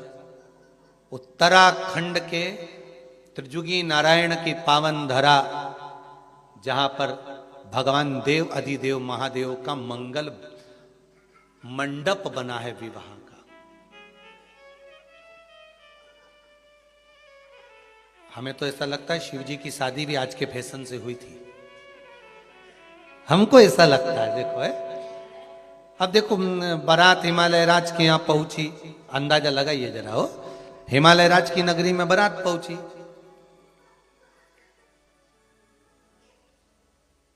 शादी कहाँ होना चाहिए, भोजन कहाँ होना चाहिए, सब जगह अलग अलग निश्चित करी। इस ग्राउंड में ब्याह होगा, इस ग्राउंड में भोजन होगा, वहां मंडप लगेगा, वहां फेरे होंगे, वहां स्टेज लगेगा, वहां ये होगा। तो शंकर जी का जो मंगल विवाह हुआ था वो त्रिजुगी नारायण में हुआ था, जहां पहले सती और शिव का विवाह हुआ है, उसी भूमि पर, जिस जगह पर सती और शंकर का मंगल विवाह हुआ, उसी भूमि पर पार्वती और शिव का छाट कर रखी है भूमि, छाट कर कि ये त्रिजुगी नारायण, और कोई साधारण सी भूमि नहीं है त्रिजुगी नारायण, जहां पर शंकर और पार्वती, शिव और सती के विवाह की अग्नि आज तक जल रही है, और उस अग्नि के पास के जो कुंड हैं वो अमृत की तरह है साहब। ऐसी दुनिया की कौन सी औषधि है जो उसमें ना हो। हमने कई बार कथाओं में वर्णन किया कि अगर बड़े से बड़ी बीमारी भी हो गई है, कैंसर जैसा बड़ा रोग भी हो गया है, तो घबराना नहीं है, शंकर पर छोड़ दो, महामृत्युंजय पर छोड़ दो। महामृत्युंजय का जाप करो, श्री शिवाय नमस्तुभ्यम जपो, पंचाक्षर मंत्र ओम नमः शिवाय जपो, और त्रिजुगी नारायण का जल बुलवाइए और उस जल का आचमन करना चालू कर दीजिए। कैंसर जैसी बीमारी भी हो गई, बड़े से बड़ी बीमारी हो गई, डॉक्टर कह रहे हैं लास्ट स्टेज का है, तो भी एक बार प्रैक्टिकल करने में कुछ नहीं जाता। उस शंकर के, जहां शिव और सती का, जहां शंकर और पार्वती का विवाह हुआ था, उनकी भावर की अग्नि जो जली थी आज तक जल रही है, आज तक वो अग्नि जल रही है। वो अग्नि के जो भावर डली थी, वहां जो कुंड है, उस कुंड का जल मंगवाओ, उसको पिलाओ जीव को, थोड़ा थोड़ा आचमन कराइए। अभी तो खैर पट बंद हो गए होंगे, जब खुले तब बुलवा, पर हिम्मत नहीं आना। डॉक्टर ने बोल दिया लास्ट स्टेज का कैंसर है, ये है वो है, करो तो। हमने इसी कुबेरेश्वर धाम पर देखा है साहब, इसी कुबेरेश्वर धाम पर कि कई रोगी आते हैं, कई रोगी आते हैं, बड़े से बड़ी बीमारियां लेकर आते हैं, पर बाबा का नाम लिया, स्मरण करा, चल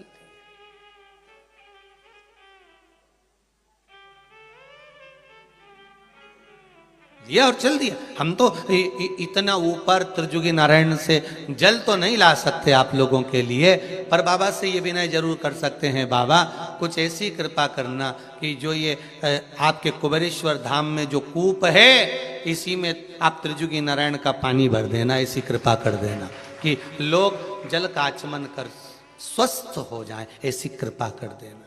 इतनी ऊपर कोई नहीं जा सके, पर बाबा इतनी कृपा तो कर। ये जितनी जितनी कथा में जो जो कुएं आ रहे हैं ना, धन्वंतरी को, काशी की ज्ञानवापी, गौरी कुंड, फिर गौरी कुंड, मानसरोवर, अभी तो बाकी है बहुत सारी सरोवर। अभी तो आज कौन सा दिन है? 5वां है, 2 दिन बचे हैं, मतलब मानसरोवर पहुंचना पड़ेगा। तो ये जो आते जा रहे हैं ना, नदी, तालाब, कुंड, बावड़ी, सरोवर, सब लाके डाल दे बाबा भोलेनाथ, यही कुएं में पटक दे सबको लाके एक ही जगह। महाराज जो आचमन करे उसको सुख मिले, ऐसी कृपा कर दे महाराज। सारे तीर्थ धाम आपके चरणों में, हे भोलेनाथ प्रणाम आपके चरणों में। हे शिव, हे शंकर, हे ओघड़ी, हे त्रिकालदर्शी, कैलाशी, अविनाशी मेरे भोलेनाथ। शिव मंगल आनंद करने वाले मंगल विवाह के लिए त्रिजुगी नारायण की भूमि को वहां पर निश्चित किया है, निश्चित।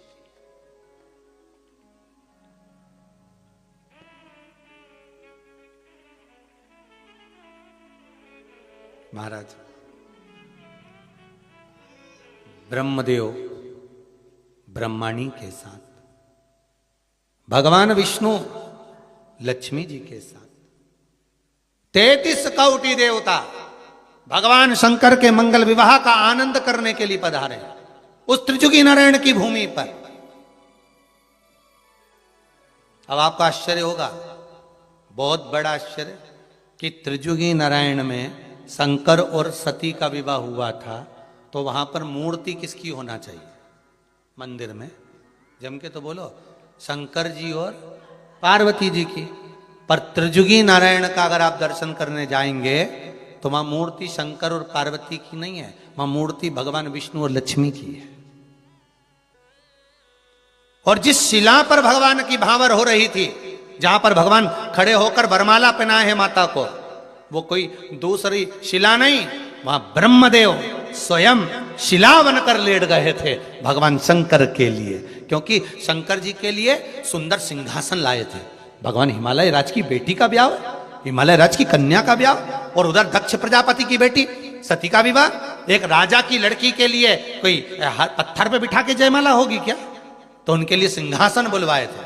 पर शंकर भगवान के लिए कितनी व्यवस्था दी गई थी साहब। भगवान विष्णु ने कहा था बारात लेके चलो, हम तुम्हारे लिए पीताम्बर लाएं, अंबर लाएं, हीरा मोती सोना चांदी सारा सामान लाए। शंकर जी पहने एक भी चीज नहीं पहने। उनने कहा ये फालतू की चीज नहीं पहनू दादा, पहन लूंगा ना चोटा उन पीछे पड़ी जाए तो ये जिसको देख के चोर पीछे पड़े वो चीज नहीं पहनूंगा, जिसको देख के चोर भी भाग जाए वो पहनूंगा। क्या पहने? गले में सर्प की माला और मुंड की माला। आधे से ज्यादा मुंड की माला देखकर पहचान गए कहीं का तांत्रिक लगता है। और मुंड की माला, और क्या जोरदार पाउडर का डब्बा लपेटा भोलेनाथ जी ने पूरे शरीर पे बस, और नंदी पर बैठे और जो चले। अब विचार करिए, जिन्होंने अंबर पीतांबर आभूषण रत्न माणिक मोती कुछ भी धारण नहीं करा, तो वो सिंहासन पे बैठेंगे? बैठेंगे सिंहासन पे? नहीं, बैठे ही नहीं।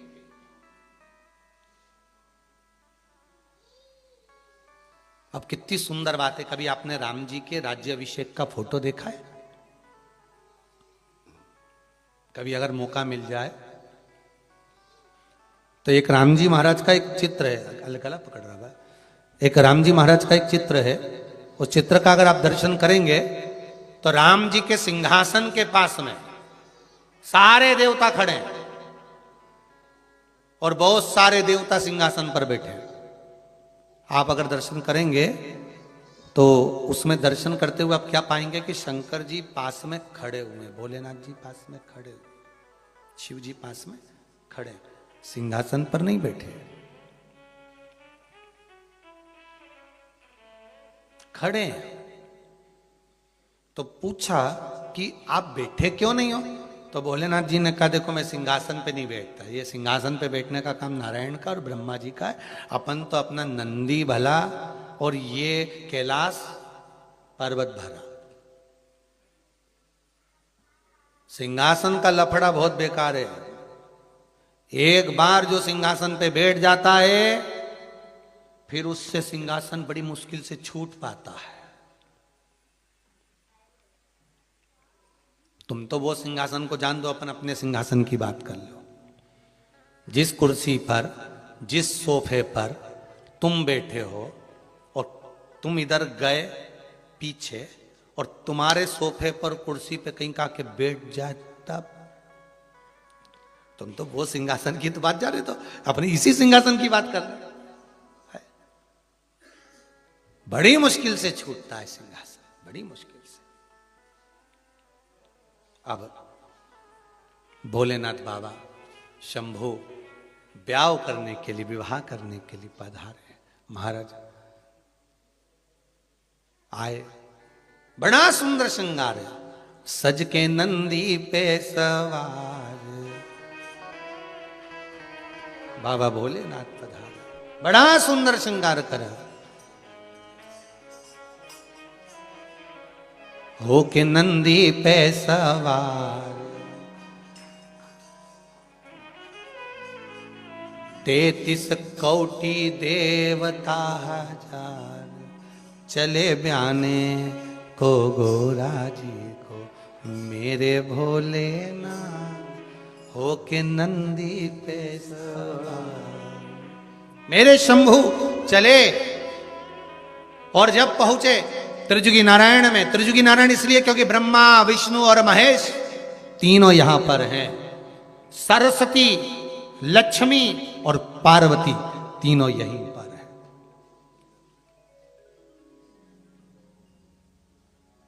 अब जब ब्याह की तैयारी, विवाह चालू। अब विवाह चालू, एक टेंशन भारी।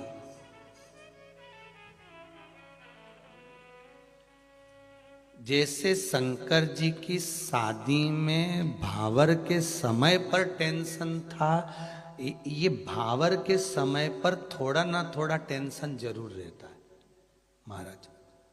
या तो किसी बैंड बाजे का हिसाब देने का होगा, या फिर कन्यादान का होगा, या कोई कन्यादान का सामान कहीं रखा गया होगा तो उसको ढूंढने का होगा।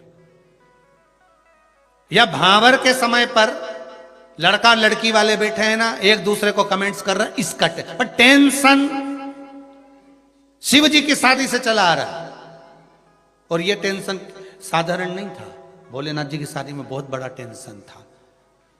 पार्वती जी बाजू में बैठी है, कन्यादान का क्रम चल रहा है, फेरे की तैयारी हो रही है। और पार्वती जी फेरे की तैयारी के समय पर भोलेनाथ जी से तो नहीं बोली, पर लक्ष्मी जी से कह दी, सखी ब्याह हो रहा है पर गड़बड़ी है। गड़बड़ी? कौन सी गड़बड़ी? एक ही गड़बड़ी है, मैं बाजू में खड़ी होकर परिक्रमा लूंगी पर वो गंगा सिर पे परिक्रमा ले रही है। एक गड़बड़ी है। गंगा कहां है? शंकर के, मेरे सर शिव के सिर पर गंगा है। अब अगर ये भी भावर ले लेगी तो अर्धांगिनी की बन जाएगी। टेंशन भारी है। व्हाट्सएप पे एक मैसेज गड़बड़ दिख गया नहीं तो नींद नहीं आए जगदम्बा को, किसका है पता लगा के रहूंगी। अब इतना बड़ा टेंशन कि ये गंगा सिर पर है। शंकर भगवान को लगा, अब इसने जैसे ही लक्ष्मी जी से कहा, लक्ष्मी जी ने उसी समय पर सरस्वती से कहा, सरस्वती सरस्वती सरस्वती जी दौड़ के आई। क्या हुआ लक्ष्मी? ये जो बेस्ट फ्रेंड होती है ना, इनको बड़ी टेंशन होती है। जरा ध्यान रखना, ये लाल साड़ी वाली कौन बैठी, उधर देख, बाजू में देख। और फिर बोल के कत्थई साड़ी वाली, नहीं लाल वाली, मैं उसके पास जाके बैठती हूँ, कौन के रिश्तेदार है भी मालूम करती हूँ। और जाके बैठी उनके पास धमक के, जो लहंगा चोली पहन के पास में बैठी। क्यों, किसकी तरफ से आई तुम? किसकी तरफ से आई? तो क्या लड़के वालों की तरफ से? लड़के वालों की कौन लगती हो? कुछ नहीं, हम तो उनके ऑफिस में काम करते हैं बस। उसने आके कहा ये ऑफिस वाली है, और तुरंत किया। उत्ते में तो नीली पीली लाल हरी बत्ती सब जली गई, सब चली उसके।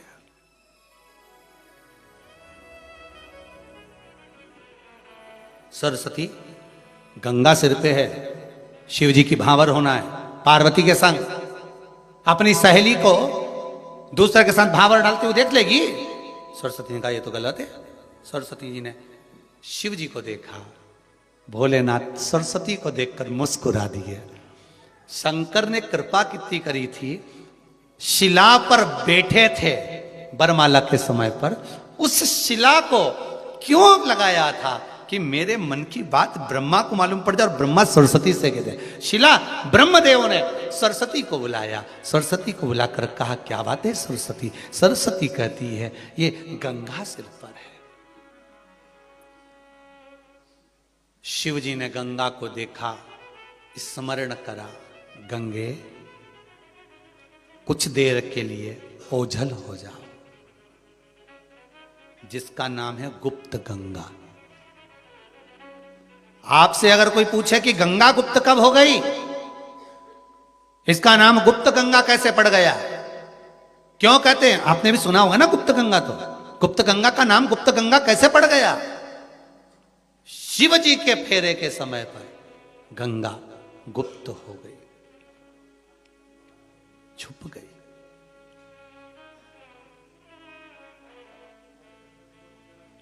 पार्वती मैया ने कहा एक बार जयमाला वापिस होगी। आजकल के जमाने में जयमाला हो जाती है एक बार स्टेज पे और एक बार भांवर होती है जब। तो शिव जी ने मन में सोचा जी दूसरी बार जयमाला क्यों करवा रही है। तो समझ में जब आएगा, जब भगवान शंकर माला पहनने के लिए सिर नीचे करेंगे तो दिख जाएगी कि है कि गई है। नजर आ जाएगी हे कि गई। गंगा ओझल हो गई। सरस्वती ने पूछा, गंगा कहां हो तुम? गंगा कहां हो तुम? गंगा कहां हो तुम? आवाज लगाया माता सरस्वती ने। एक धार के रूप में सरस्वती गंगा प्रकट हो गई। कौन सी गंगा प्रकट हुई है? सरस्वती गंगा। क्योंकि सरस्वती ने आवाज लगाया था, गंगा को बुलाया था। त्रिजुगी नारायण के शंकर भगवान की भावर चालू हो रही है और सरस्वती गंगा प्रकट हो गई। और वो गुप्त सरस्वती गंगा जब प्रकट हुई, उस सरस्वती गंगा के प्रकट होते से जो देखा प्रभु को भावर डलते हुए प्रसन्न हो गई मां गंगा। आज मेरे भोलेनाथ का मंगल विवाह है। वर दे रही है सरस्वती गंगा, वर दे रही है सरस्वती गंगा, वर दे रही। ब्रह्मा और भगवान विष्णु ने पूछा, सरस्वती गंगे आज शिव जी का विवाह है, लोग शादी में गिफ्ट देते हैं, तुम कुछ नहीं लाई हो? सरस्वती गंगा कहती है, क्यों ना लाई, मेरी भी गिफ्ट है। सुनो ब्रह्मा, सुनो विष्णु, सुनो ब्रह्मा विष्णु, मेरा भी गिफ्ट है।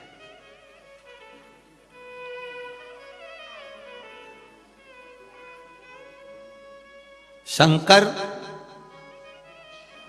भगवान भोलेनाथ जब परिक्रमा करेंगे, भावर डलेगी, उनके चलने पर जो एड़ी के निशान पड़ जाएंगे, उसमें मैं जल भर दूंगी। वो जल औषधि का काम कर जाएंगे। यही मेरा पुरस्कार है, यही मेरा गिफ्ट है।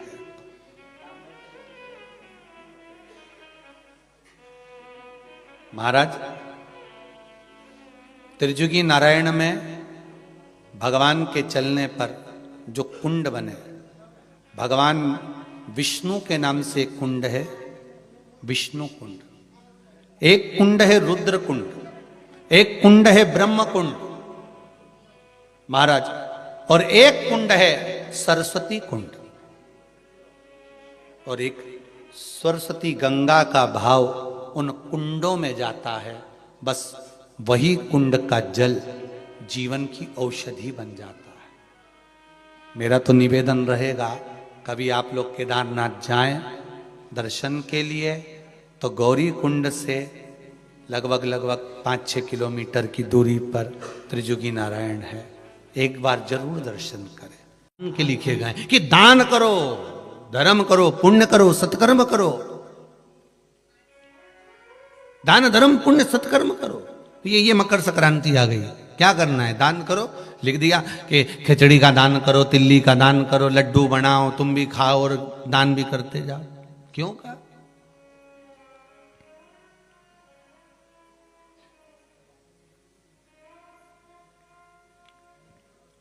धर्म करते चलो।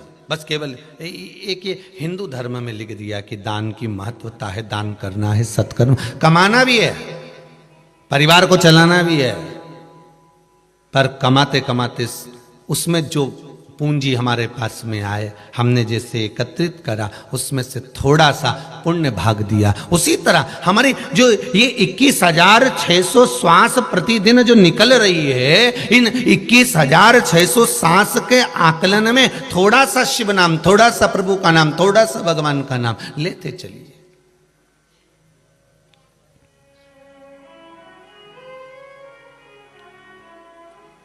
जैसे जैसे घड़ी का कांटा पहुंचे, 1 बजे एक कल राम, 2 बजे दुलारे राम, 3 बजे त्रिलोकीनाथ, 4 बजे चतुर नारायण, 5 बजे परमेश्वर, 6 बजे छबीले राम, 7 बजे सत्यनारायण, 8 बजे अंठेश्वर, 9 बजे नागेश्वर राम, 10 बजे दशरथ नंदन, 11 बजे गिरधारी, 12 बजे बद्री नारायण। घड़ी का कांटा पूरा हो गया। जप लो।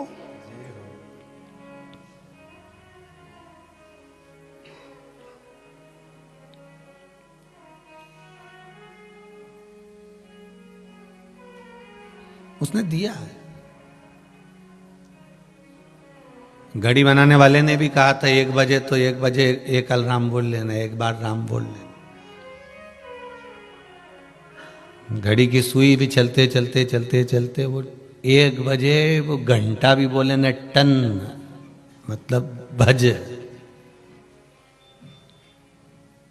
भिलाई की कथा में कहा था कि कुछ ऐसा इंतजाम कर दे भगवान कि मोबाइल में जब व्यक्ति झूठ बोले तो मोबाइल चिल्ला चिल्ला के बोले। भिलाई की कथा में कहा था। अब एकाध मशीन ऐसी आना चाहिए कि घड़ी में जैसे ही 1 बजे जितने लोग बैठे हैं उसी समय वो 1 बजे चिल्ला कर बोल दे, राम बोल ले, शिव बोल ले, कृष्ण बोल ले।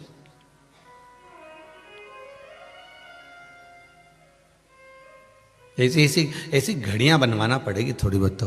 तो तुम भी तैयारी में रखो रे, जितने आस्था पर सुन रहे हो, कहीं ऐसी घड़ी हो ना कि 1 बजे चिल्ला के बोले राम बोल राम बोल राम बोल। जब तक वो बंद नहीं हो नहीं तो 1 पे टिकी रहे, जब तक 1 सेकंड तक वो बोलती रहे राम बोल राम बोल राम बोल, शिव बोल शिव बोल शिव बोल, कृष्ण बोल कृष्ण बोल। फिर 2 पे आए, फिर चिल्ला के बोले ओ भेरू राम बोल कृष्ण बोल शिव।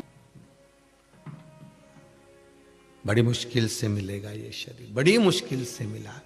और एक बार चला गया ना, सुन लो रे भाई वो आस्था वालों, सुन लो जितने सुन रहे हो मोबाइल पर हो, ये बड़ी मुश्किल से मिला है। केवल क्रीम और पाउडर लगाने के लिए नहीं है, इस पे सत्संग का क्रीम पाउडर लगाना है। हमको इतना रसतत्व इसमें भर देना है कि भगवान भी सोचे कि कितनी कथा सुनता, कितना स्मरण करता, कितना शिव मंदिर जाता है, कितना लोटा भर जल चढ़ाता है, कितनी बेलपत्र चढ़ाता है, कितना शंकर का भजन करता है, कितनी भक्ति में डूबी रहती है। जब कथा चालू हो टीवी के सामने 1 बजी ने कथा में बैठी, 2 बजी ने कथा में बैठी, 3 बजी ने कथा में बैठी, इतनी भक्ति तो भगवान भी पार्वती जी से कह दे एक बार झांक के देख ले नीचे भजन करने वालों, वो पार्वती से शिव कह दे कि एक बार झांक कर देख लो तुम भी। और सत्य कहे ना तो प्रत्येक सोमवार को शिव मंदिरों का जो नजारा होता है ना वो देखने लायक होता है। प्रत्येक सोमवार को शिव मंदिरों में जो दीप लगाए जाते हैं, पशुपति व्रत के 5-5 दिए जब माताएं लेकर जाती है, सवेरे थाली सजाकर लेकर जाती है, पूजन करने जाती है, शाम को फिर पूजन की थाली लेकर जावे और भगवान के सामने जब दीप प्रकट करती है तो वो नजारा देखने के लिए होता है महाराज। उसका एक आनंद ही दूसरा होता है, उसका एक आनंद ही दूसरा। महाराज शंभु शरणे पड़ी मांगू घड़ी रे घड़ी, दुख काटो दया करी ने दर्शन आपो, दया करी ने दर्शन आपो। भगवान शिव की कथा कहती है आपका सत्संग, आपका भजन प्रबल।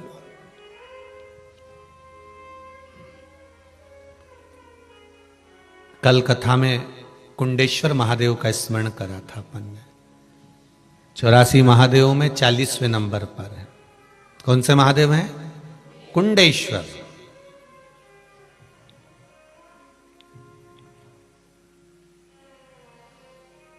क्या देते हैं वो?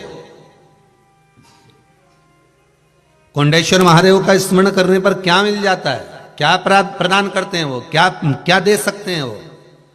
तो कहा कुंडेश्वर महादेव जीवन की प्रसन्नता प्रदान करते हैं। शिव बाबा की कथा में, कल कथा में कहा था 2 जगह पर मेरे शंकर के चेहरे पर स्माइल आ जाती है, मेरा शंकर मुस्कुराने लगता है।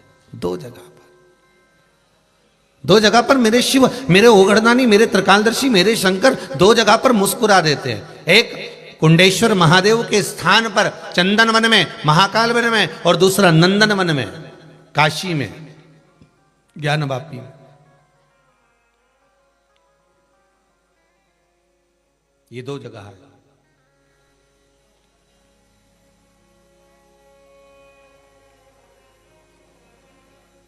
एक बार स्कंद पुराण काशी खंड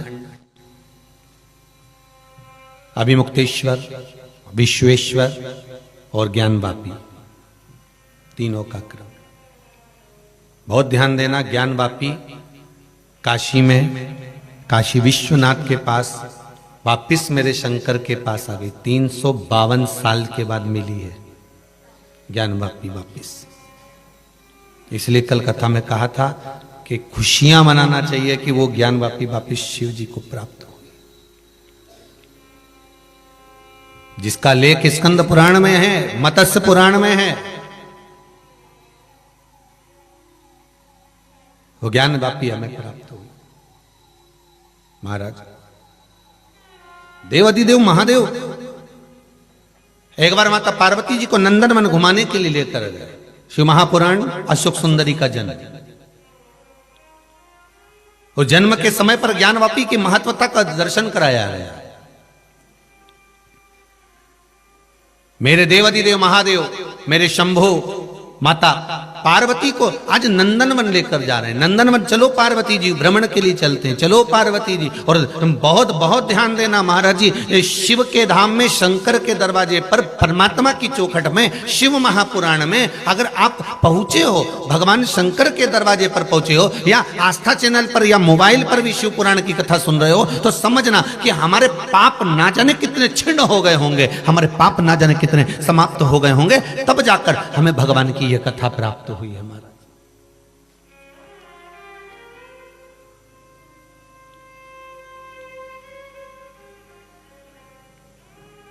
बहुत बहुत पाप कटते हैं, तब जाकर मुख से भगवान का नाम निकल पाता है। पुण्य की गुल्लक भराती है, तब जाकर कोई बड़ा गिफ्ट आता है। गुल्लक भरोगे तो ही गिफ्ट लाएंगे। हमारे एक बच्चे लोग तो आदत में, उनके तो इतनी बड़ी मिट्टी की गुल्लक में 1-1 रुपया, 1-1 रुपया, 1-1 रुपया। और मम्मी कहती भी है उनसे, माँ कहती भी है, क्या आएगा इसमें, 1-1 रुपया भर के रखा, तुम वजन इतना हो गया, उसमें नोट तो डाल। नोट डालता तो उसमें सामान बड़ा गिफ्ट आ जाता, नोट डालता तो आता। वो चिल्लर चिल्लर 1-1 रुपया, 2-2 रुपया इकट्ठा करा, उसमें क्या आएगा। पर पुण्य की गुल्लक जब भराई, ये मंगल परिवार, ये शर्मा परिवार, ये गुप्ता परिवार, ये पुण्य की गुल्लक जब इनके पूर्वजों की भराई, तब कुछ मिला है। वो भी मकर संक्रांति के अवसर पर, जब दुनिया तरसती है केवल स्नान करने के लिए, केवल स्नान। और कथा भी कौन सी चल रही, मानसरोवर।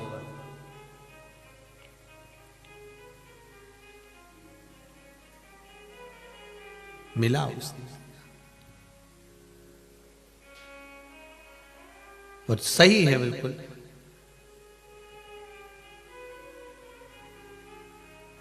जो भी मिला है भोले तेरे ही दर से मैंने पाया है। जो भी मिला है भोले तेरे ही दर से मैंने पाया है, मैंने पाया है। मानव की देह मिली है, तेरा ही नाम मैंने गाया है, मैंने गाया है। डम डम तेरा डमरू बाजे, पाप मेरे हैं भागे भोले, तू मिल गया है शंभो, तू मिल गया है। कभी काशी में कभी उज्जैनी, मन मेरा है लागे भोला मेरा मिल ही गया है, भोला मेरा मिल ही गया। भगवान शिव प्राप्त हो।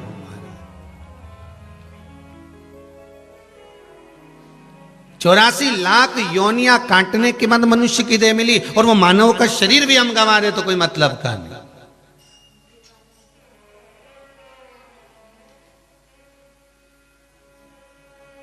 बड़ी मुश्किल से मिला।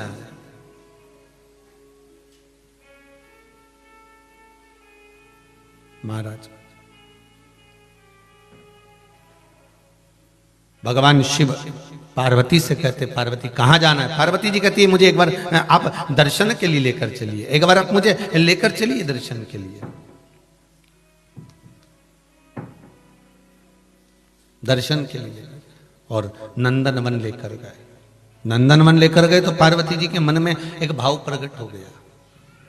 पार्वती जी के मन में भाव आया, प्रभु ये नंदनवन आप मुझे लेकर आए हो, इस नंदनवन का निर्माण किसने किया है? अब कोई आपसे पूछ ले कि उज्जैनी का निर्माण किसने किया, कोई आपसे कह दे सोमनाथ जी के उस पावन धरा का निर्माण किसने किया, मल्लिकार्जुन की उस पावन श्रीशैलम की धरा का निर्माण किसने किया, भीमा शंकर की वो पावन धरा, वो वेदनाथ बाबा की पावन धरा, बाबा धाम का उस भूमि का निर्माण किसने करा? शंकर जहां पर विराजमान हुए उस भूमि का निर्माण करने वाला कौन है? कोई दूसरा नहीं। ब्रह्मा जी को जब भगवान सृष्टि खंड का वर्णन कराते हैं तो ब्रह्मा जी कहते हैं प्रभु आप पहले ये बता दो कि मैं आपको कहां कहां पर विराजमान करूं, आप कहां कहां रहेंगे? शंकर भगवान कहते हैं मुझे विराजमान करने के लिए केवल आप स्तुति करेंगे और मैं विराजमान हो जाऊंगा। शिव का मंदिर कहां बनना है, कैसे बनना है, कब बनना है, किसको बनवाना है, किसके हाथ से बनवाना है और कौन बनवाएगा, ये शंकर निश्चित करते हैं, कोई दूसरा नहीं कर सकता। इसको शिव निश्चित करते हैं, तो निश्चित नहीं करता, इसको शिव निश्चित करते हैं। कल किसी बालक ने एक भारत की भूमि का एक फोटो भेजा, भारत के नक्शे का, भारत माता का, और उसमें उस बालक ने केदारनाथ जी से एक सर्कल बनाना प्रारंभ करा कि 12 ज्योतिर्लिंग जहां जहां पर है, उस सर्कल को बनाते बनाते बनाते बनाते बनाते बनाते पूरे भारत की भूमि पे से केदारनाथ जी से उत्तराखंड से चालू हुआ, विश्वनाथ पर गया, फिर नीचे गया, फिर रामेश्वर होता हुआ, फिर इधर इधर घूमता घूमता वो सर्कल बनाता बनाता बनाता फिर मल्लिकार्जुन की जगह पर आया, भीमा शंकर की जगह पर आया, वेदनाथ जी की जगह पर आए, किस जगह पर महाकाल जी आए, ऐसा पूरा राउंड बनाते बनाते जलेबी जैसा बनाते बनाते आखिरी में उसने एक बिंदु लाकर छोड़ दिया कुबेरेश्वर धाम पर। क्योंकि भारत की भूमि पर मध्य में है मध्य प्रदेश, और मध्य प्रदेश के भी मध्य में है सीहोर,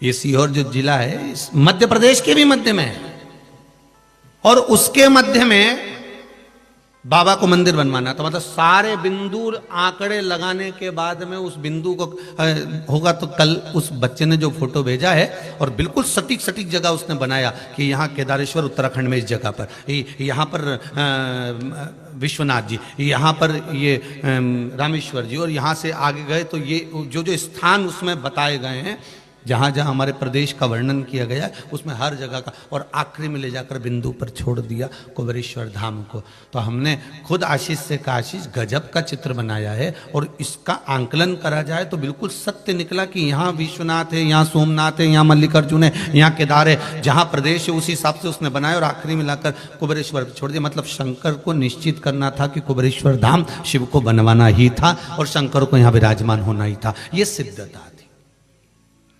अंतिम बिंदु वहां लाकर उसने छोड़ दिया उस बिंदु।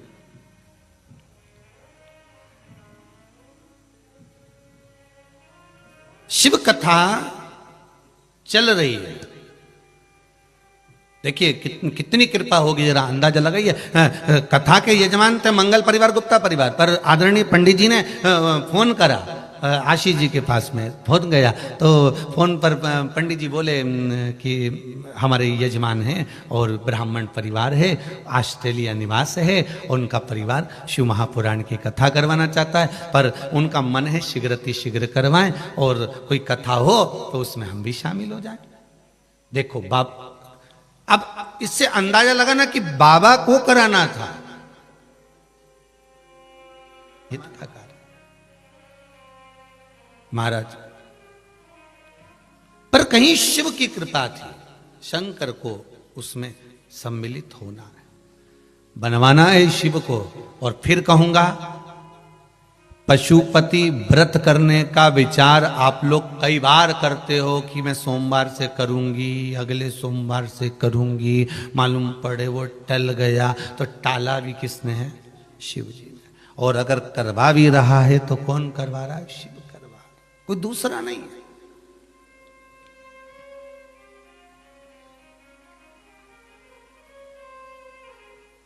आप संपूर्ण अपना भार शिव को दे दो, भगवान को दे दो। जैसे विचार करना कि पांडवों के जीवन में कितना कितना दुख आया होगा। जो पांडव बचपन में पैदा हुए और मालूम पड़ा उनको जहर दे दिया, जहर दे के समुद्र में पटक दिया भीम को। जरा विचार करिए, शादी हो गई, धर्म पत्नी आ गई द्रौपदी, कितना दुख मिला होगा। 5 पतियों की पत्नी बनना पड़ा। और बचा कुचा था तो वनवास हो गया, घूमते रहो। और बचा कुचा था तो उस द्रौपदी के चीर को खींचा गया। और बचा कुचा था तो लाक्षागृह में आग लगवा दी। और बचा कुचा था उन पांडवों के जीवन में तो उनके 5 पुत्र सोए हुए थे, उनको तलवार से कटवा दिया।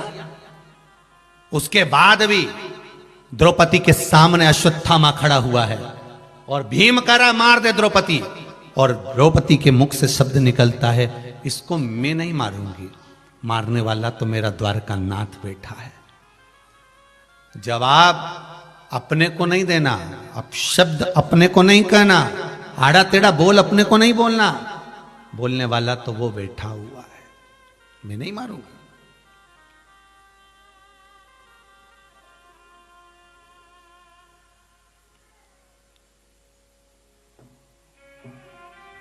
मैं मार नहीं सकता।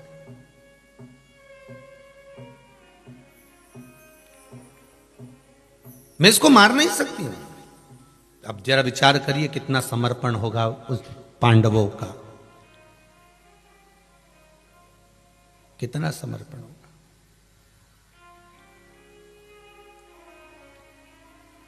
पूर्ण समर्पण।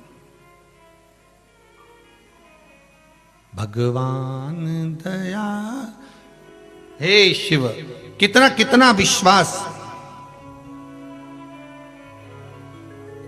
सारा विश्वास भगवान पर छोड़ दिया। अब वो तारेगा वही मारेगा, कोई दूसरा नहीं कर सकता। नंदन वन जा रहे हैं भगवान। बनाया किसने वन को? महाकाल वन किसने बनाया? महाकाल बाबा ने। नंदन किसने बनाया नंदन वन? भगवान शिव ने। शंकर का बनाया, शिव ने बनाया।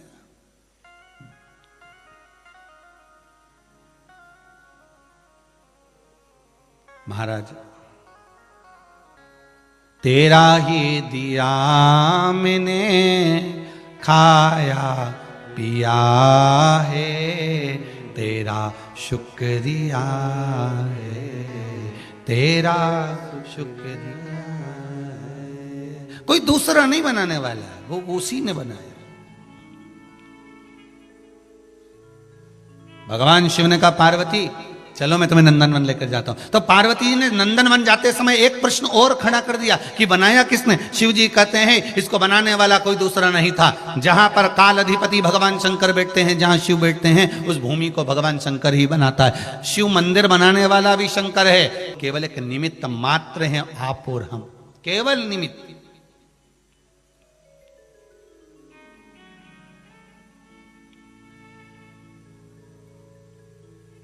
केवल एक निमित्तता हमारी है।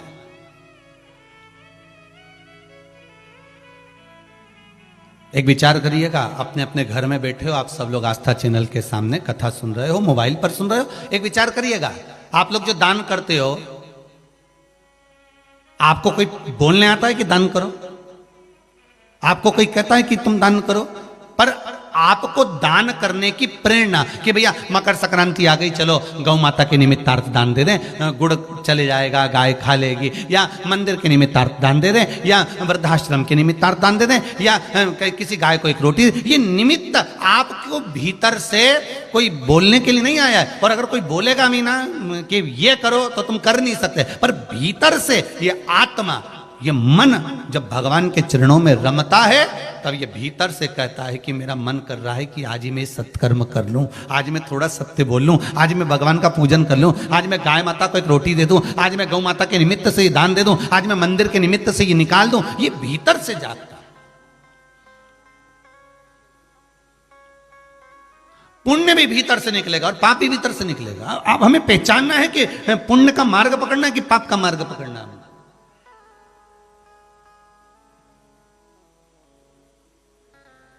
पार्वती जी ने कहा, बाबा ये बताओ, आपके द्वारा बना हुआ भवन, आपके द्वारा बनाया हुआ वन में व्यक्ति ऐसे ही प्रवेश कर जाता है? बहुत सुंदर संवाद है मानसरोवर शिव महापुराण का। क्या शंकर के धाम में, शिव की भूमि पर, शंकर के धाम में, शंकर की भूमि पर व्यक्ति ऐसे ही प्रवेश कर जाता है, ऐसे ही पहुंच जाता है? महाराज, भगवान शिव कहते हैं नहीं। देखो पार्वती, कोई सोचे कि ये साधु है, ये सन्यासी है, ये तपस्वी है, ये साधक है, ये उपासक है, ये भगवंत है, तो ये बैकुंठ जाएगा, ये पक्का नहीं है कि बैकुंठ जाएगा। और किसी को लगता है कि ये बहुत बेकार कर्म कर रहा है, ये नरक जाएगा, तो ये भी पक्का नहीं कि नरक जाएगा। देवराज का चरित्र पहले दिन की कथा में कहा था, मरने के बाद कहां चले गया? बैकुंठ। क्यों गया? कि माता जी ने एक लोटा पानी चढ़ाया था शंकर जी को, चले गए। एक लोटा पानी माता जी ने चढ़ाया, उसका फल मिल गया। शिव जी ने एक सुंदर संवाद नंदन वन प्रवेश में कहा, सुनो पार्वती, एक साधु, एक सन्यासी, एक तपस्वी, एक साधक,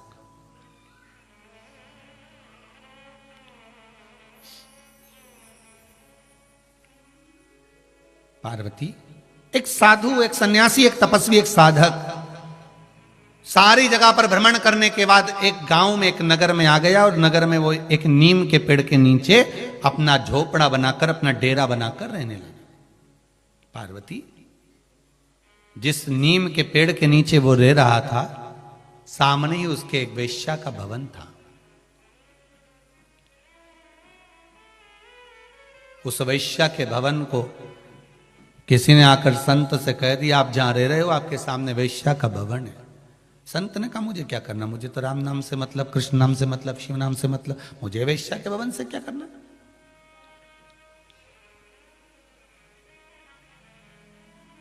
संत लगे। अब संत माला जपते जपते माला की पोटली को निकालें और एक पत्थर उठा के पास में रख लें। फिर एक पत्थर उठाएं, फिर पास में रख लें। फिर पत्थर उठाएं, फिर पास में रख लें। अब तो एक दिन में 25-25, 30-30 पत्थर संत के झोपड़े में, उनके पास में, जहां वो धुनी रमा रहे थे, माला पकड़ के जहां चिमटा रखा धुनी रमाए, उसके पास में पत्थर का ढेर लगता गया।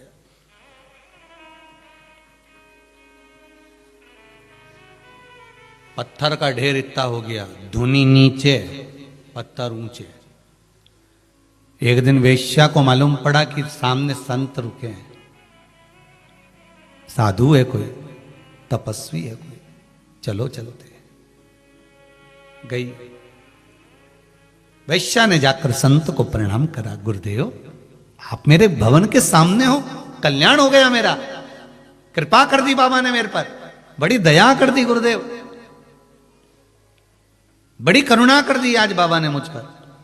इतने में संत ने कहा, ए वैश्या, ये तुझे पत्थर का जो ढेर दिख रहा है ना, ये कोई साधारण पत्थर का ढेर नहीं है। तेरे जैसी दुनिया में कोई पापन नहीं हो सकती, तेरे जैसी दुनिया में कोई पापी नहीं हो सकता। ना जाने कितने पुरुषों का जीवन बर्बाद कर दिया तूने। तेरे घर में जितने पुरुष प्रवेश करते थे, मैंने गिनती ये इतने लगा लिए ढेर। जब जब पुरुष तेरे घर में जाते थे, मैं एक पत्थर उठाकर रखते जाता था। काउंट कर, जोड़ कि कितना पाप करा होगा तूने, कितने पत्थर ढेर लगे हैं, कितना कितना पाप करा है तूने, ये ढेर लगा हुआ है तेरे पापों का, ये तेरे पाप हैं, ये तेरे पाप कर्म है, इतना ढेर लगा हुआ है, देख ले ये ढेर लगा है तेरे पास। बहुत बड़ी पापन है तू, भुगतेगी तू, नरक पड़ेगी तू, तेरे को तेरे कर्म का भोग भोगना पड़ेगा, तू पापी है। वैश्या ने गुरु के चरण पकड़ लिए, गुरुदेव मुझे क्षमा कर दो, मुझे क्षमा कर दो गुरुदेव, गलती हो गई, क्षमा कर दीजिए गुरुदेव, क्षमा कर दीजिए, क्षमा करो गुरुदेव। गुरुजी ने कहा कभी क्षमा नहीं कर सकते, तेरा पाप कभी नहीं कट सकता, तू पापन है, रहेगी और मरने के बाद तुझे नरक जाना पड़ेगा, निकल जाए यहां से। वैश्या की आंख में जल भर गया, घर गई, घर जाकर आज खूब रोई और रोते रोते भगवान से विनती करी, भोलानाथ बाबा, बाबा माम्बे जगदम्बे, हे भवानी माँ, गलती हो गई, क्षमा कर दो। रोती जाए, प्राश्चित करती जाए, भगवान के सामने गिड़गिड़ाए, मैं पापी हूं,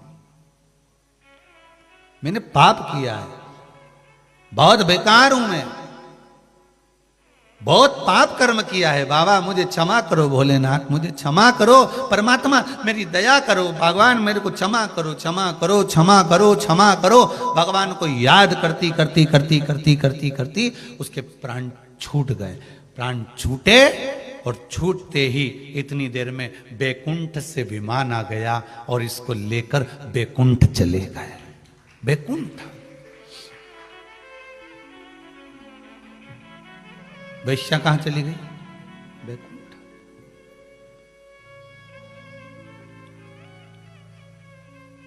वैश्या तो बैकुंठ चली गई, साधु जी, सन्यासी जी, जो तपस्वी जी बैठे थे, उनकी भी अवस्था हो गई और उनका भी आज अंतिम समय आ गया, वो भी मरे, यम के दूत सामने खड़े थे। साधु ने कहा मैं संत हूं, मैं साधु, मैं सन्यासी, मैं तपस्वी, मैं साधक, मैं उपासक, मैं भगवान का भजन करता हूं, तुम कौन हो? यमदूत। तो संत ने कहा, साधु ने कहा, यमदूत मेरे लिए? मेरे लिए तो बैकुंठ से विमान आना चाहिए, मेरे लिए तो भगवान विष्णु के पार्षद आना चाहिए, मेरे लिए शंकर के गण आना चाहिए, और तुम मेरे को लेने आए हो? यमदूत का काम क्या मेरे पास में? नहीं, यमदूतों ने कहा तुम्हें तो नरक भोगना पड़ेगा, और एक नरक नहीं 94 नरकों में जाकर भोगना पड़ेगा तुमको।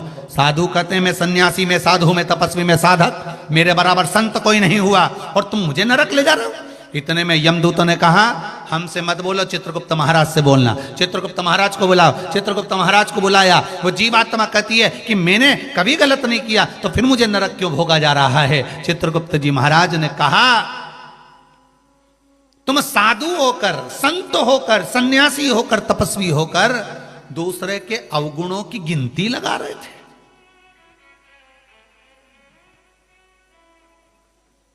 साधु को क्या चाहिए? संत को क्या चाहिए? साधक को क्या चाहिए? भगवान के भजन करने वाले भक्त को क्या चाहिए? एक विद्वत जन को जो विद्वत्ता में परिपूर्ण हो उसको क्या चाहिए?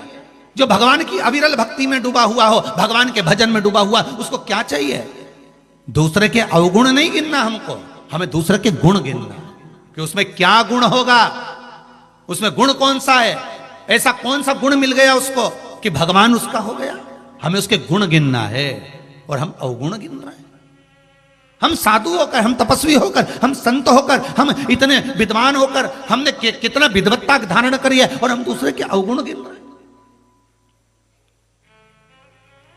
साधु कहता है मुझे तो बैकुंठ जाना था, नरक क्यों? क्योंकि तुमने अवगुण गिना है।